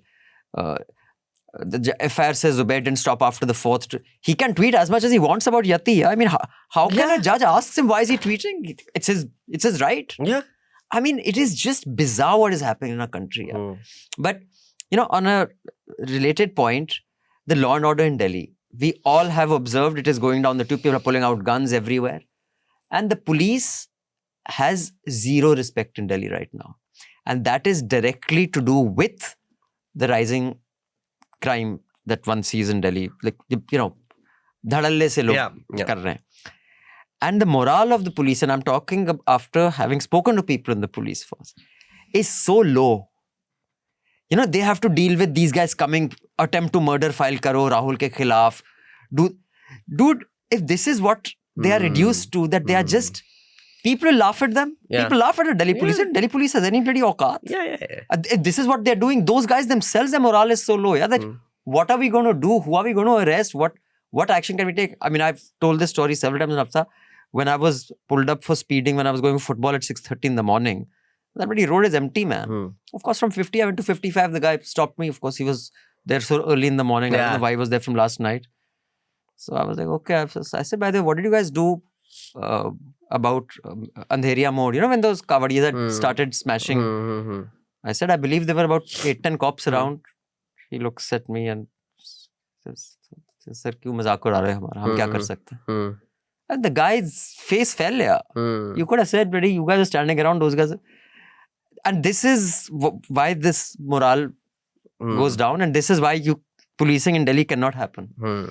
Because this is the kind of shit that they have to deal with. These losers, politicians walking into this thing, bloody file this against file that. So then you remain busy with that. You think people will give a shit about the cops then? Like even if you look at, I mean, police is one thing, but if you look at like that whole story about ED, in Bombay last year, there was this guy who was arrested with 110 sensitive case files, like an officer who used to run an extortion racket. He was running his own gang only, which is he was going to like businesses and raiding them and taking bribes, like karodon mein. Like he had taken like some 210 crores. Today's Times of India front page, a constable was caught with 2.5 crore cash in his house. Exactly. Like, so like, I mean, if you, for example, if you like are a well-meaning police guy, enforcement officer, you whatever. have no incentive to. You will get these shit things to do all the time. So वहाँ से morale down हो गया. Or the other option is कि तुम ही शुरू कर दो extortion racket फिर. Which is exactly what is happening. So either you harass normal citizens or you listen to like shitty citizens and do whatever they want. It's really sad. On that note, we will read the emails that have come. We only take seriously the feedback of subscribers. So if you're a subscriber, you can mail us at podcasts@newslaundry.com. I repeat, podcasts@newslaundry.com. Here is the text as well. Or you can just click on the link in the show notes below. A window opens out and you can give us your feedback, your criticism, your appreciation, your suggestions, your recommendations, whatever you think that we need to improve or do better on or are very good at. What we should act upon. So, please do that. If you're not a subscriber and just want to rant and say, Abbe, chupre chutiye, communist, Naxal, you can just leave it on my Twitter timeline or in the YouTube comments. And you will never read it. I do read some of them. I sometimes even respond to one moron. By the way, sorry to digress, there is this some Save the Men campaign or whatever. Men too. Yeah. Whatever. So basically, I think last week when we were discussing that case, that, case. Yeah, so Faye and I, of course, the horrible things that they say to women, that is so typical. That account has, I think, 70,000 followers or something. They had quote tweeted our video, this thing. I have not got so many responses, even when I've said something nasty about Salman Khan or Modi. And just 70. So that means every single person who follows that is an out of work or vela man, probably incel. So, of course, and many of them are not well informed. These are fake cases that are filed against men. You will know if you are raided unfairly by authorities for fake cases. You will know then. You don't know right now. I would say, Chomo, I've been raided twice. Yeah, I was just about to say. And I have 4 cases. At least do your research. Yeah. Before you leave your comment. I was there for one of them. I remember. So not only are they stupid, they're also uninformed.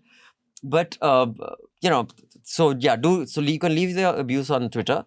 You can leave your serious comments if you're a subscriber. But do subscribe. The QR code is flashing again.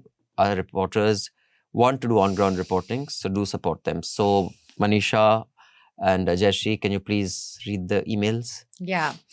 So first letter is by Anonymous, says, in last week's Hafta, Chetan Bhagat was spot on when he described how minuscule the demands of a typical Indian are and how not only have they adopted a practice of just being submissive to what's happening in terms of poor services, but religion has been at the core of everything.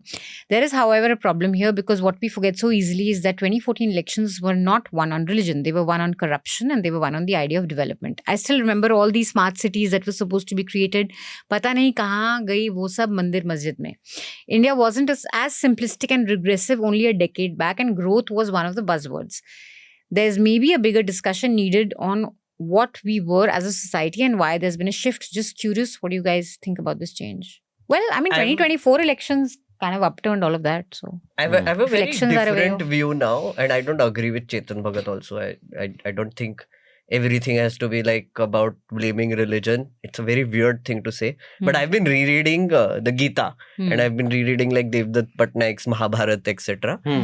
Also because there are a few chomos who come to my channel also and they're like, "Yore, tune to kitabe padhi nahi hai." And I'm just rereading them.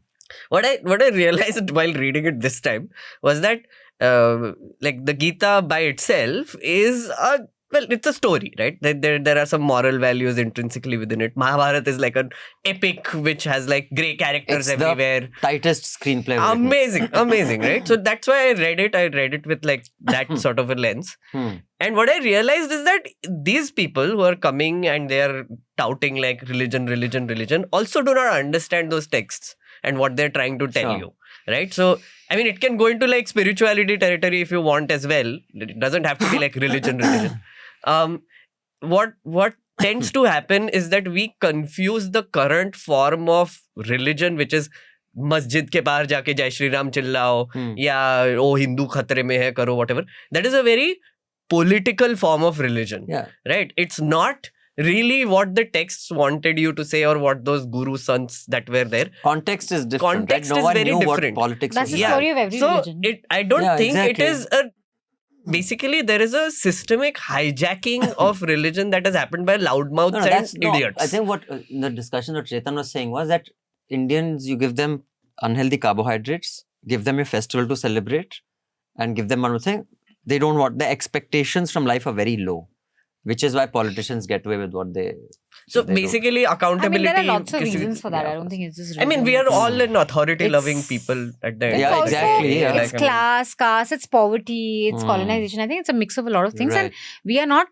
A lot of colonized nations have very similar problems when it comes to expectations from governance or taking on... Accepting authoritarians. I mean, India at least is still a democracy. I'm glad you said it. I have another recommendation today. Vatsal says, hi NL team, whenever any party other than BJP announces a whole narrative begins across Meta to LinkedIn that how taxpayers' money is being given away in populist schemes to win elections. Let's take Delhi's context. It's a cozy state and among the highest per capita income in India with a solid economy despite limited state taxation powers. My point is that when all is said and done, why should we not have subsidized electricity, water supply for free transport for women when anyway we are paying Europe-like taxes here? It's not that the states who don't have these schemes have fully resolved their government hospitals, schools, etc. issues. So why not have direct benefit transfers to women? After all, that would either stimulate the saving rate of the family or boost purchasing power of women, who we know from economic survey data get lower access to family resources. What are your thoughts? I think direct benefits to women is actually very good because it takes care of the family. I agree. It takes care of the family. And there is data to suggest whenever you give power to women in a household, it just has a very good impact on the entire family. There's a podcast, I mean, if you just say this opinion, there's a podcast I'd recommended several years ago where they did a controlled experiment of direct transfers to women in Africa. It was, in India also, in Madhya Pradesh, Seva and UNESCO did like a pilot project on universal basic income. And they saw where it was better spent. Yeah. One of the things I've also been sort of bringing up constantly in a lot of arguments, I feel like it's a thing worth talking about, is 85 crore people in this country are taking ration. They're dependent on the government completely, right? And we are seeing like a changing trend where before every state election, now they have like these women-specific direct benefit transfer schemes, which are very, very successful also. Yeah. Like a lot, like in Maharashtra, if you want to believe it, in Madhya Pradesh, all the places. I feel like we are systematically moving towards at least partial universal basic income. And I feel like that is a way more effective form of welfare than even giving ration. My thing is that if you are doing this, if all states have decided to do this, then you should systematically also reduce other welfare schemes that you are doing. Which is like, ration de rahe ho tum, to uska jitna bhi paisa kharch ho raha hai per citizen, add it to that. Add it to the women's, distribution. I mean, but I feel like tax money, there has to be, and this is where the middle class angst comes through also, that so direct benefits is one thing, ration is one thing, but you have to have sustained investment in primary healthcare and education, because even with these universal basic income, whatever women are getting, one calamity in the family with regard to health and you go into debt. So you can't, this is also, it's an electoral gimmick, unfortunately. So that's fine to sustain people. So during COVID, why did ration start? During COVID, we didn't want people to sleep hungry. Right. It makes sense. But beyond that, I think tax money has to go into infrastructure. It can't just be about putting ration on people's plate or giving them berozgari bhatta or giving them some sort of, No, scheme. but if you give money like through just direct benefit transfer, that money trickles down into the lowest markets. There is And a creates very economic solid activity. economic argument for Yeah. it. But I mean, just considering in the early 2000s, I was part of an activist group that completely opposed direct cash transfers as opposed to the PDS. And I mean, I was a lot more dogmatic back then than I am today. But that reason is also sound. And the reason was, this was something that was a recommendation. Montec was very excited about, Planning Commission had discussed this long time ago. Exactly. Aruna and Aruna MKSS had. Now, the thing is that if you give direct cash transfers, it is easier for the state because they don't have to maintain these ration shops. But then in the ration shops, you will get whatever 2 kilos of anaj, dal, flour, oil, whatever. That is by what you need to consume. You are not influenced by the fluctuations of markets. Correct. Now, commodity markets can move significantly because of how hedge funds position their wheat futures, rice futures. So if you give cash to a household and suddenly 600%, inflation on tomatoes within 2 years, then it can hugely impact them, and you've dismantled the public distribution system. And there is some merit to have a public distribution system. And when you give direct cash transfer, then that entire network is, because then they'll go to the local ration shop. I get that the local ration shop, because people are so illiterate, that anaj finds its way into the black market. They say, ya to anaj hi nahi hai. So there are problems on both sides. But for me, of course, I think it's definitely a good thing as opposed to not giving them cash transfer.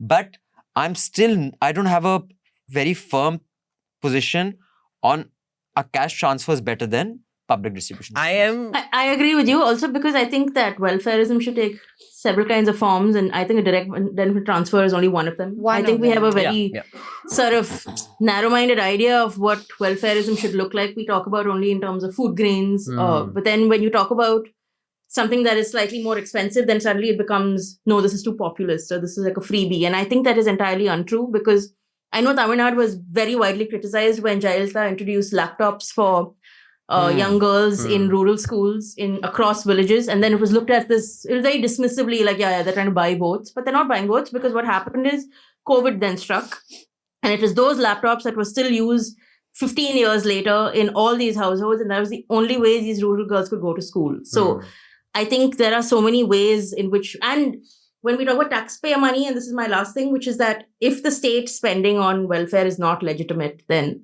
what is it? What is a legitimate thing for it to spend on it? I mean, there has to be a mix of services also, though, I feel. Yeah, I mean, healthcare and education, I think of we course. just completely ignore that is the services. fundamental. Yeah, fundamental. I mean, But that fundamental doesn't happen you're at right, all. absolutely. Okay, Soma Shekhar says, great fan of the show and usual praises. NL Hafta has become more than a podcast. It's become a companion. Feels weird now to drive without NL Hafta playing. I recommend the series Brinda, which tried to show the trauma faced by families who lost their family members in religion-related atrocities. Right. Thank you for that recommendation, Soma. Sanskriti says, hello NL team, huge fan, writing about Chetan Bhagat's extremely delusional take about how he thinks there's no racism in Dubai. Despite Abhinandan gently trying to educate him, Chetan did not relent. If he's so divorced from the reality of the place he's living in, how could one take seriously his views about the people of Maharashtra? Would love to hear your opinions on this. I also think Abhinandan is a sweet friend. I will try to emulate his patience when my own friends behave so ignorantly. I mean, it doesn't... Yes, I'd say patience is my middle name. I am very well known for my patience. Meri patience ke gun dur dur tak aa jate. No, okay, someone is delusional here, and it's not only Chetan. Can I disagree with her a little bit here? Sure. I mean, I don't understand this tendency of people to basically... ठीक है, you judge him on the basis of the merit of the argument, right? Like, you don't just like, एक argument गलत है, तो सब arguments गलत है. Like, you can just blanket I don't disagree say with you. I think if someone shows... Not in this case specifically. I think if there are people who are showing an opinion that to me is so far removed from reality, then I would absolutely question their judgment on other issues. things. It isn't just this is one and that is another. Fair. So Also, it's a very complicated thing to compare racism, inequality, how it plays out in different countries. It's a very, very Sure. complicated thing. It's not as simple as... But our friend Chetan Bhagat is a thought leader. So. I mean, I think there's certain things he has his pulse on how people think. Anyway. Yeah, I'm not a Chetan hater. I don't know why people I'm not. just I'm okay with dislike him so much. He's fine. But I don't even mind Tavleen Singh, so I'm curious like that. Really? I like reading her. I like to see what she has to Okay. say. I mean, I don't think she's just abhorrent. Oh my God, don't listen. I don't agree with a lot of things she says, but I do think she's a Rakshata. waste of print space in one of the 4 leading English. she's, she's one of the leading most read columnists. I know. I mean, I don't know. They're Like these- Chetan That's not is- surprising Like either. Chetan is on Times of India. KRK is one of the most But I read don't think Chetan and Tavleen... film critics doesn't mean No, no. anything. I mean, I don't think Chetan and Tavleen are very different in that sense. Rakshata Shekhar says, Abhinandan, in a previous email, I had asked to remove you from the program for not maintaining seriousness during the show. She's asked to remove you from the show. Achha, Oh, wow. thanks. Okay. Then there'll be no show. Thanks for taking the feedback. Your show does seem more focused. Wait, But you he didn't- were but removed? he's not No, removed. wait, he's here? No, she's saying he's changed. I have Achha, he's changed. changed. Okay. मैं सुधार कर रहा हूँ. Achha. We saw it like half an hour ago when you were singing Now that on song. to Shaila yes. Rashid. How did you do it? Hats off to your patience. Focus in the face of fakery. She so nicely, politely and subtly, she was gaslighting you. Yes. She'll go far as a politician. I couldn't finish the interview. Tried No. 1.75x speed. Even then stopped half an hour before the end. Thank you so much, Rakshita. Your feedback is taken. And a lot of people actually even asked me, many have mailed me directly to my email. They said, with Vivek, how are you so patient? With her, how are you so patient? And I just tell you, people who make no difference to me in my life, I never lose my temper with. Even that lawyer who had said the most I remember that horrific guy. things. Sharma. They said, how did your blood not boil? How did you not punch him? Dude, people who have no impact on my life and who I don't care about, the people who get the worst of me is my family. So if you ever tell my family that Abhinandan is a very patient person, they will unleash me on you. So I've started this tradition on my channel that I do call-in radios now, which is basically तुम कोई भी हो, कहाँ से भी हो, you can come in and you can talk to me, you can call me like whatever names you want and whatever. So mostly people who come are nice. They disagree with me, they want nuances, they want to like argue or whatever. ठीक है, nice. I mean, polite. Sometimes I get these characters. One guy came like 2 weeks ago and he started off by just saying that, listen, I'm not your fan and my objective today is to discredit and destroy you in front of your audiences. I'm like, अच्छा तुम openly ऐसा कर रहे हो तो फिर I don't give a shit anymore. So the thing is, I was just listening to him and laughing because after that sentence he said, I knew कि उसका intention क्या है आने का. PCRC says, is it just me or does Jagdeep Dhankar look like Peter Pettigrew from Harry Potter? Only prettier with less charm and more Yes, I agree.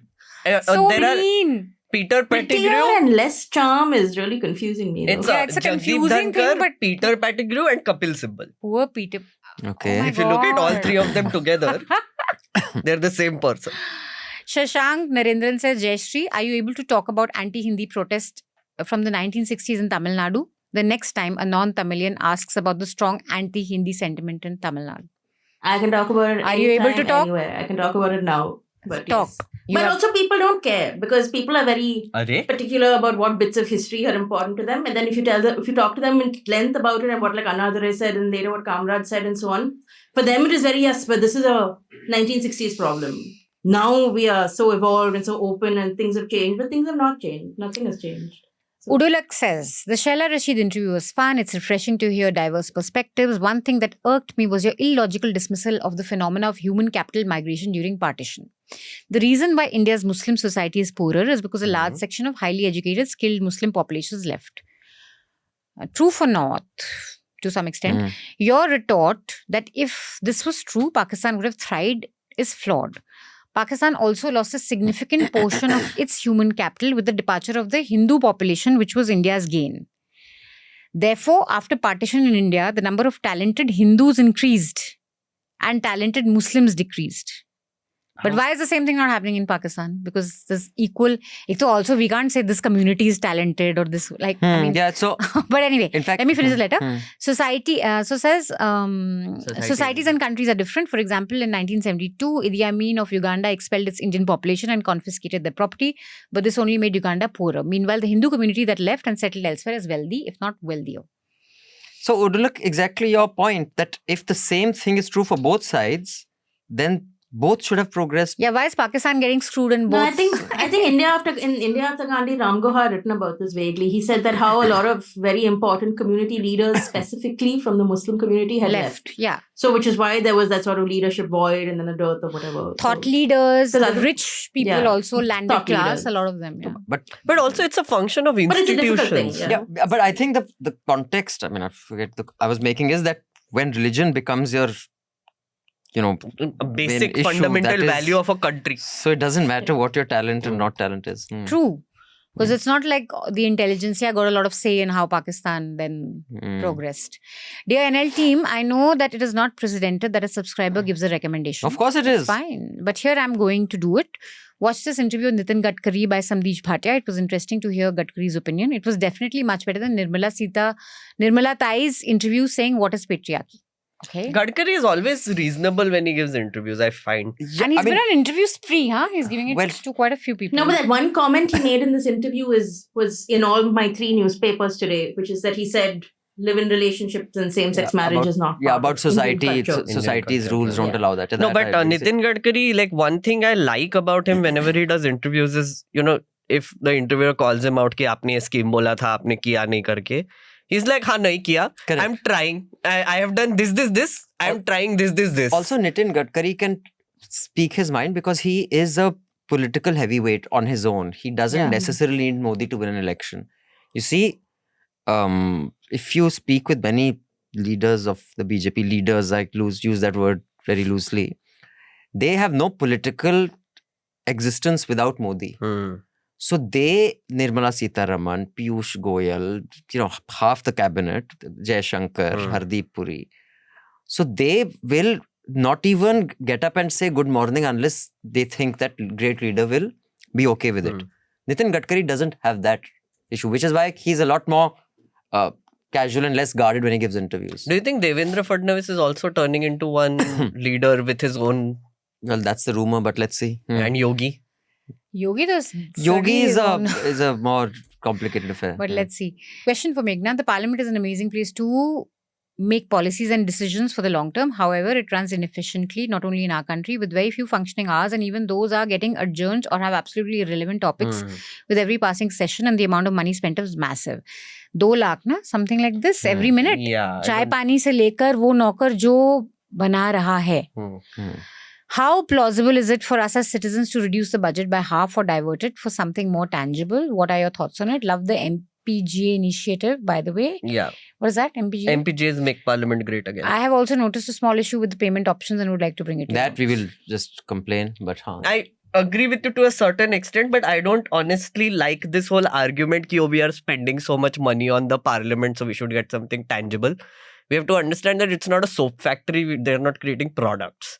The quality of debate should matter more than the quantity. What maybe we should ask for is more functioning days of Parliament. Because, honestly, like if you look at it, over a period of the last 20 years, we have gone down from 72 functioning days to now 55 average functioning days a year, which is really sad because in the UK and in the US, you will find their assemblies / parliaments functioning for more than 100 days at least, if not 120. One of the things that we tend to sort of not focus on is that, like, if you're saying that the budget needs to be cut to half, they can always say that fir aadhe din hi baithenge fir hum. Sure. Which is what happening in our assemblies. If you look at Maharashtra assembly that happened abhi, 3 दिन का अधिवेशन हुआ नागपुर में, they cleared some like ridiculous 15 bills without discussion. Also, I think the cost-benefit analysis of how Parliament functions are all the costs and especially all the benefits are not tangible. And, exactly. So like if you want, like for example, this JPC thing which we were talking about, right? I would want more bills to go to the JPCs. I would want more bills to go to committees and I would want more debates to happen in Parliament. Is time well spent? No. Exactly. But is Shorter time better? No to both. Exactly. Actually, I'd like to know our comparison with other parliaments and assemblies in the world. Huh, Are we like the 110 worst to- performing? I've done that. Yeah, we are. We are currently, we are a largest democracy in the world now, and like we don't have a functioning parliament, honestly. Very bad. But Yeah. And I think the reason why so many protests happen during parliament sessions is because that's the only time that they'll really get coverage. yeah, Because by the media. So it's always the case that, and I don't blame the opposition for this at all. Mhm. But no, also the How second is he- thing which he mentioned MPGA, so I've been doing this project called Make Parliament Great Again. We basically meet at Patel Chowk metro station with like some issue briefs, like 5 or 6, and which are made by citizens, and we deliver it to MPs and brief them on it for 10 minutes.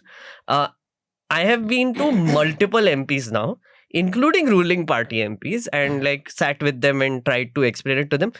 They listen to everything. They're like, we will try our best. But honestly, their first complaint is कि एक तो speaker सुनता नहीं है, हमारा notice नहीं लेता है, और दूसरा ये है कि चलता ही नहीं The है. parliament is not functioning like it should. The Yeah. idea, it is, the concept is not, the execution is wrong right now. So I think one of the demands as citizens we should have is that भैया पहले चलाओ, like, and ज़्यादा दिन हाँ चलाओ. यार, और Yeah. debate तो करो, कुछ idea. मतलब forget it. I'm just too tired of it. Vivek, hello NL team, love your work. On the question of unparliamentary feedback for guests on the podcast, I think you can give a fair warning to the guests that this is a subscriber funded platform, and as an organization, you take subscriber feedback seriously. There's a possibility of negative feedback or criticism of their views. Nay, I'm not a fan of giving disclaimers like this. I mean, I really and think... they know anyway. Yeah, they I know think- that they can be criticized. But I'm it's just a saying, like, trigger when... warning thing? No, I think all the guests who come on NL Hafta, they are of a certain level of professional, caliber and stature in public life. Thank you. If they can't take criticism, then I think, that's yeah, their problem. perhaps, maybe. It's not... I don't Only think the it's very just- unparliamentary ones we can say, when you which say- we do. Like, yeah, that we edit some words abusive that I use. stuff Yeah, or abusive stuff. whatever. Sanjeev Khan says, hi Newslaundry team, some or most of your paywall stories interviews deserve to be known to most of Indians. I think subscribers of NL are well-wishers of better journalism, and therefore I think they will appreciate that these paywall stories should be available to the general public. If need be, you could do a poll among the subscribers whether a paywall story can be made available to the public or not. Newslaundry should be part of mainstream journalism and not just consumed by a few. This could help our society. Kindly consider the above I have suggestion. an idea which I wanted to... Sanjeev He is Similar from a lines, tiny part of Kerala. I wanted to give you an idea which is on similar lines. I was also thinking, like, because I'm a subscriber, I read a bunch of your paywall things or interviews, etc. I sent that Shaila Rashid interview to someone who I thought would be interesting because we've been discussing Shaila Rashid. So I thought they would be... Immediately they were like, अरे paywall के पीछे. I'm like, क्यों देना पैसा? मतलब तू इतना बड़ा consultant आदमी है, देना पैसा. तो बोले कि हाँ, पर मतलब उसके बाद में कुछ भी नहीं देखूंगा, sort of a thing. So random arguments. I see that like a lot. My suggestion, I don't know if it is workable. For example, if you want a paywall thing to come out of the paywall, you should set a goal. Which is like, if subscribers want this to be out of a paywall, we have like 50 like some amount you give, which is like, oh, this is the cost of bringing this out of the paywall.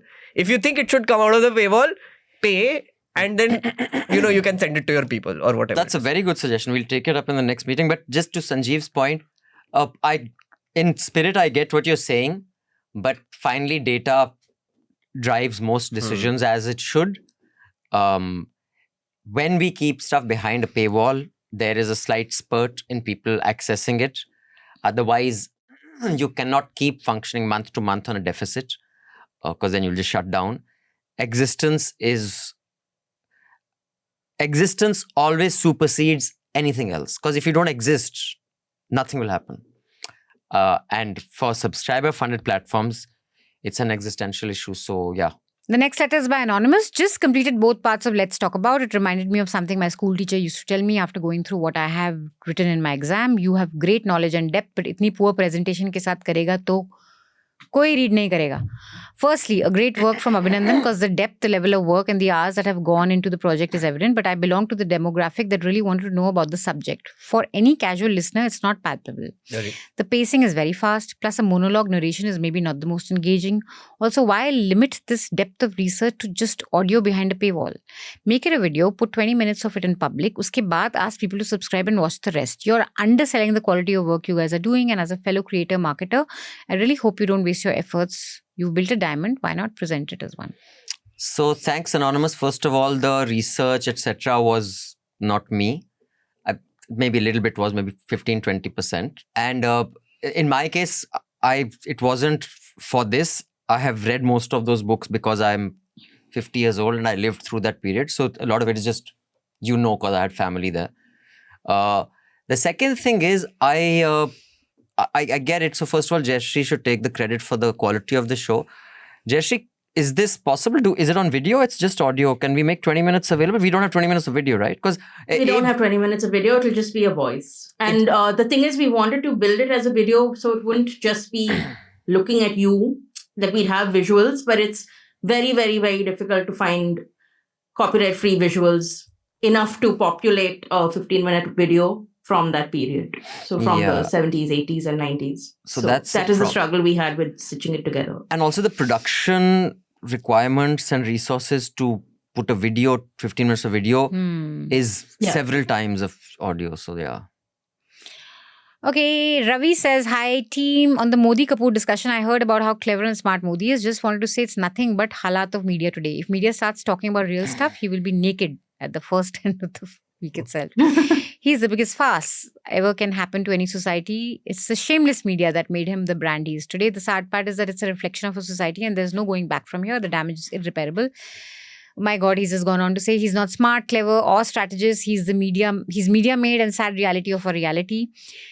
People who defend him should always remember that BJP came in existence only after the Babri demolition, and that itself talks about the party and the majority who supports them. While watching Freedom at Midnight, I felt that the day is not far away when pre-partition-like situation will be in front of us. Oh dear God. Ravi, you please. Are on the optimism to pessimism spectrum. You are right in the line next to Jayashree. Ravi, I liked every single word of your letter. So I agree with you. Reena says, kudos to NLT and team for collab. While I don't really want to compare NL Hafta and South Central, I find South Central a bit more structured. Maybe because I'm from the South and I don't get the Hindi chatter in the middle. I enjoy consuming content from NL app. I travel mostly. It makes my journey bearable. Please ensure timely uploads. Example, South Central podcast was out in YouTube before I could see it in NL app. I didn't find Chetan Bhagat quite convincing. We have higher bar in terms of qualitative panel. Maybe he might have been a good panel for a different discussion. Finally, can we see some crossovers? Manisha Raman in South Central, probably Pooja Dhanya and Hafta would be interesting combo. While I have pondered a lot on constructive criticism, you guys are doing a fab job. Recently celebrated my birthday, got a collage book as gift, which captured pretty much me. And guess what? I found NL there. How cute. Oh, nice. That's very sweet. I'm really enjoying South Central, by the way. I've been listening to it also. And that Justice Chandrachud episode was my favorite. It was so good. It's very good. But I think Anya was saying that they also are trying to make an effort to get guests who will also be sort of irreverent in a particular kind of way. So therefore, they can structure the conversations like that. The crossover is planned. Just want to say that, Reena, I just spoke with Vignesh yesterday. And we are just figuring out when, and because we want to do it as live audience. So we're seeing the costs of, is it cheaper for them to come to Delhi and we host it here? Or is it cheaper for us to go there? Because I think Jayashree coming to Bangalore is cheaper than her coming to Delhi. So we are figuring that out. But Reena, we read your mind even before your letter came.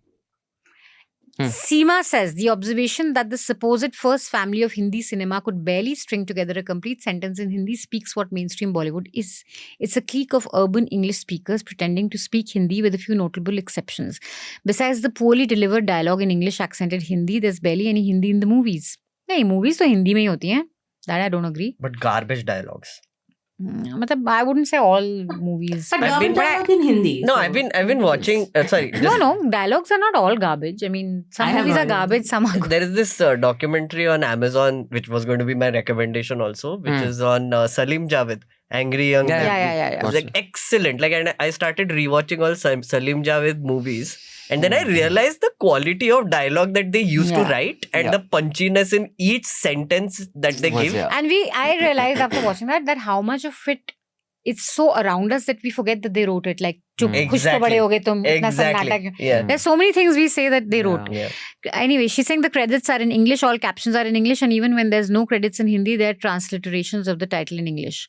Abhinandan Mark Blythe is Scottish and a real treat to listen to. I think his episode count on Radio OS is now in double digits. I also recommend the episode from November 15 titled Why Are Poor Americans Voting for the Party of the Rich from the podcast Ones and Twos. If you like Mark Blythe, you will enjoy Adam Tooze for his very dry humor and crisp delivery. Sounds very fun. I also Yes. want to read it. Thank you, Seema. I actually heard the podcast after you recommended it and I responded It to you is also. nice. Thank you so much. Comrade Shepherd. I'm seeing your name after a long time. The infamous Commander Shepherd, I Oh, think. he's saying also. Huh? Commander Shepherd. Oh, Commander. I thought Comrade. The infamous Commander Shepherd is back. The breaker of 150 word limit. Welcome back. Your recent Punjab explainer was really good. I couldn't really critique the content as I don't have in-depth knowledge about the topic, unlike post-World War I Zionist project. It really restores my faith in Indians to overcome divide, but my fear is that it'll get much worse before it gets better. I believe this WhatsApp uncle generation and their byproducts are cooked and will end us in another massacre. Yes. My dad was literally a teen when it happened and tells us the stories of that time. I don't know how these boomers want to experience another country, quiet hysteria, like in the past. We really need to go the Germany route and teach our children the horrors of our mistakes of the past and the shit that is going on when BJP is over with. And reverse everything like the 42nd Amendment and fill up these holes in our constitution and bureaucracy. History is like a cycle and time is the great equalizer. Hopefully this fact remains true. I'm not gonna lie, Mr. Sekhri is really good interviewer for all the nonsense interviewee. And News Minutes, Mr. Mondal is really good interviewer for all the sense interviewee. Mr. Sekhri was literally my inner monologue while listening to that interview. Sister, please answer the question. I guess Shehla. Yeah. My dad, who was a signal man himself, really liked Mr. Devasham's interview. And yes, my father mooches off my NL subscription, even though people of India pay him to lay on his bed post-retirement. My God. Mhm. I have a request. Can you have a full-length discussion on grassroots politics and the work that goes into it in India and its evolution or the lack of it? Meghnad is doing that. Can you invite him for it too? Before anyone in the podcast asks again for the 30th time, I have written many emails. Yeah, I remembered you, except I thought you were always comrade. It's Commander Shepherd from the Mass Effect series. Well, actually, Commander, Welcome, Commander. we will I not recognized you. say what or how, but soon you will see Meghnad do something which will explain to you grassroots politics, unlike you have ever been explained before. But by But grassroots, what do you mean? watch You mean this like space. panchayati level, or do you mean just Like, I mean, I guess how it works on the ground? I guess it I means different I don't call it grassroots politics. I call it applied politics more or less, which is like citizen driven political change. How do you bring about it, honestly? And you know, it's like and it's such a wide term, yeah. It can mean so many things. also, for example, like one of the things that people expect of, let's say, commentators or people who are making like podcast videos, etc., is that they should read your mind and sort of say what you want to be heard. But honestly, I feel like it is also time for creators to sort of also do like attempts on their own level. One example is, if you saw Dhruv Rathi's channel before the Maharashtra elections, he did this Mission Swaraj. Like, you know, where he gave a challenge to MLAs who are candidates. Ki, I give you a list of demands, you accept those, and I give my channel to you for free publicity for your campaigning. That's his whole thing, right? I have a problem with that sort of a model because honestly, like, ठीक है, Dhruv video बना रहा है, but like ground पे जाके तो कोई कुछ हो नहीं रहा है ना वहाँ पे. Like आदित्य ठाकरे ने बोल दिया, हाँ ठीक है, I agree. उसके बाद क्या follow up करोगे? Like what will happen? I mean, accountability is the biggest challenge. So I feel like and now and the only way for accountability right now is the next election. There is Right. no other Exactly. platform for So like accountability. my now changing thought process on applied politics or grassroots politics, whatever you call it, is based on accountability. It's like constantly keep bugging them and going to them and are demanding things. अगर तुम demand ही नहीं करोगे तो क्यों But कोई the thing कोई is कुछ that करेगा? I mean, functionally, it will be a real challenge if they have to be accountable to a very diverse set of voters, Correct. which is what the media's job was. We are feeling this gap, this hole, because the media is not doing its job. Otherwise, there is an institutional framework in democracies for accountability that is sought by media through press conference, through interviews, through hard questions. Right now, instead of investigating ministers, these guys are felicitating, best Indian commerce minister, best Indian to have transformed telecom, best Indian. I mean, you are handing out awards to the guys you should be investigating. Yeah? So this hole has been created, and I don't think there is a perfect solution to it because the person whose job it was isn't doing it anymore. I have a question for you. Amit Shah did a press conference, Abhi, right? I don't know if you guys saw the whole thing, but in the end, I think he took like one question or something. My thing is, what do you think sort of compelled him to do that press conference in the first place? And B, what does it take to get a press conference from Home Minister Amit Shah or Prime Minister? I have no clue. I haven't seen this. I haven't seen the thing, but Amit Shah does give press conferences. It's very rare. Yeah. It shouldn't be this rare. It shouldn't be this rare. But I don't know how frequently have home ministers given press conferences. I mean, every minister Usually should it's been do. the prime ministers. I mean, the tradition is actually the prime minister takes. Yeah, but I press think conference, like Amit Shah's Manmohan. confident enough that no one's going to ask him anything. Yeah. But that's it for now.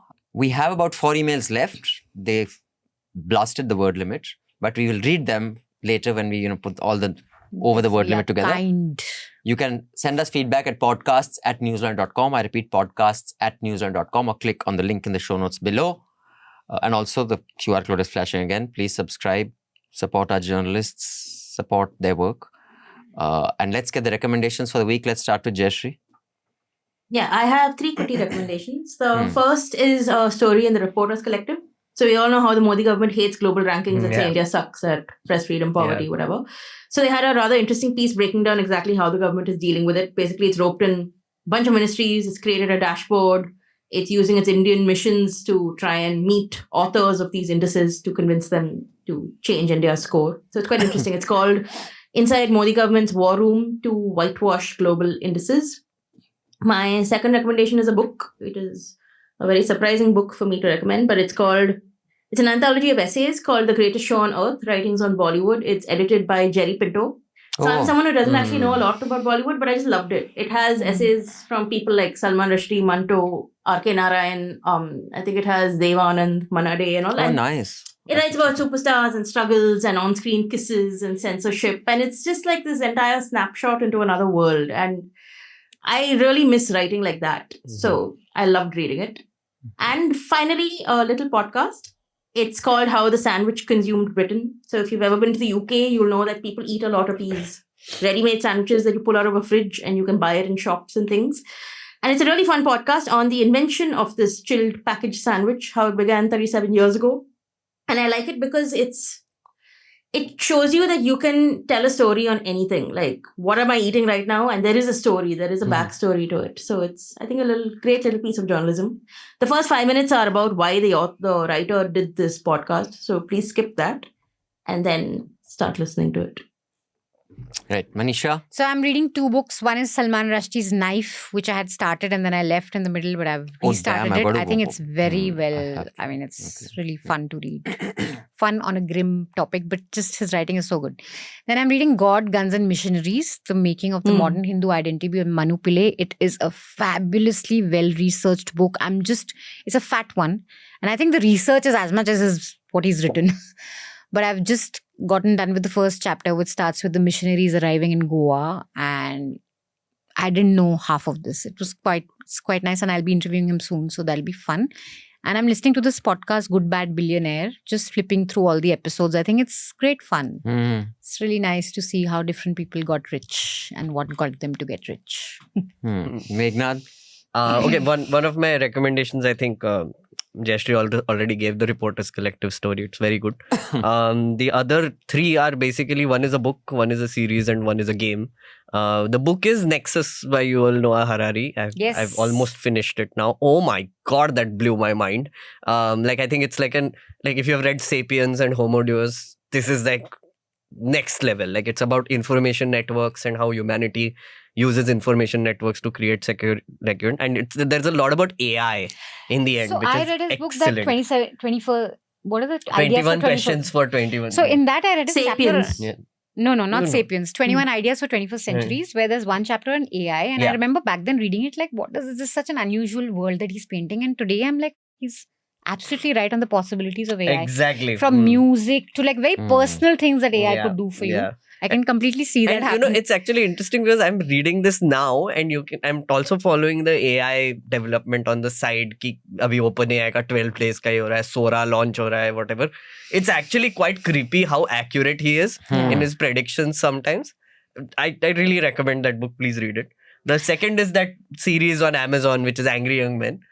Excellent series. I did not know Salim Javed had such a colorful history. Oh, really? That whole thing about them pasting their names on the posters. Oh my God, I was like, the balls on these people. Amazing. Please watch it. 3 parts hai. And they have like interviewed Salman Khan and all this. I haven't seen Salman Khan do this kind of a thing in a while. It makes him so human. Being human. And the third is a game. So Valve has finally launched their new MOBA, which is massively MOBA battle arena called Deadlock. It is in it's in closed access. If you want an invite, please write to me on meghnad.saha@gmail.com. I'll give you one. Excellent game. Next big thing. I'm writing it down right now. Dota se bhi bada hoga. So I have 3 recommendations. I only had 2, but Manisha's comment triggered me to give the third one. And that is the podcast. It is a 28-minute podcast, a Nobel Prize for explaining why there's global inequality. You know, when Manisha said colonization has a lot to do with it, the Nobel Prize was given to these 3 guys. Yeah. So not many of us will have the time to read the entire research paper. But this in half an hour explains their thesis, which is that colonization and how colonization happened while, you know, America was also a colony, so was Australia, so was Nigeria, so was India. Why the pace of development or the institutions are different. And hint, it had a lot to do with disease. There is a economics explained video also on this, which is, I've been also like reading a lot about, because the whole research is about the history of institutions and how countries changed and that is because why of it. Some institutions fail, some don't. Excellent. Like, I mean, it's a very different look at economics in general, and that's why they got the prize. Exactly. And very interesting how they met. Yeah. That's also. The second is this book by Ruchesh Sharma, What Went Wrong with Capitalism. Fascinating, very well-researched book, like all books of You should Ruchesh interview Sharma are. I should actually, but I think he's gone now back. that you've read it also completely. But you Yeah. can do it on I can do it on Zoom. It's a fantastic book, and it will, you know, make you reimagine capitalism, and especially US capitalism. And while many of us have had many problems with it, after reading this, you realize the problems we had with it. It was right to have problems, but we were hitting it was the wrong place. Finally, fascinating podcast, the Ezra Klein Show's episode on how Twitter, TV, and TikTok remade our politics. It is such a great analysis of how social media, and they of course talk about US politics, but you can see the same thing happening in India. And they have quoted Neil Postman liberally, and I've often recommended his book when I speak at colleges, Amusing Ourselves to Death. And I've said he got much right, but he got a lot wrong. But what I realized is he got it wrong for the 90s and the 2000s. What he had predicted TV would do, actually TV didn't quite do that, but social media did that. And it is scary and fascinating, and it explains the Trump phenomena. And now it seems so obvious.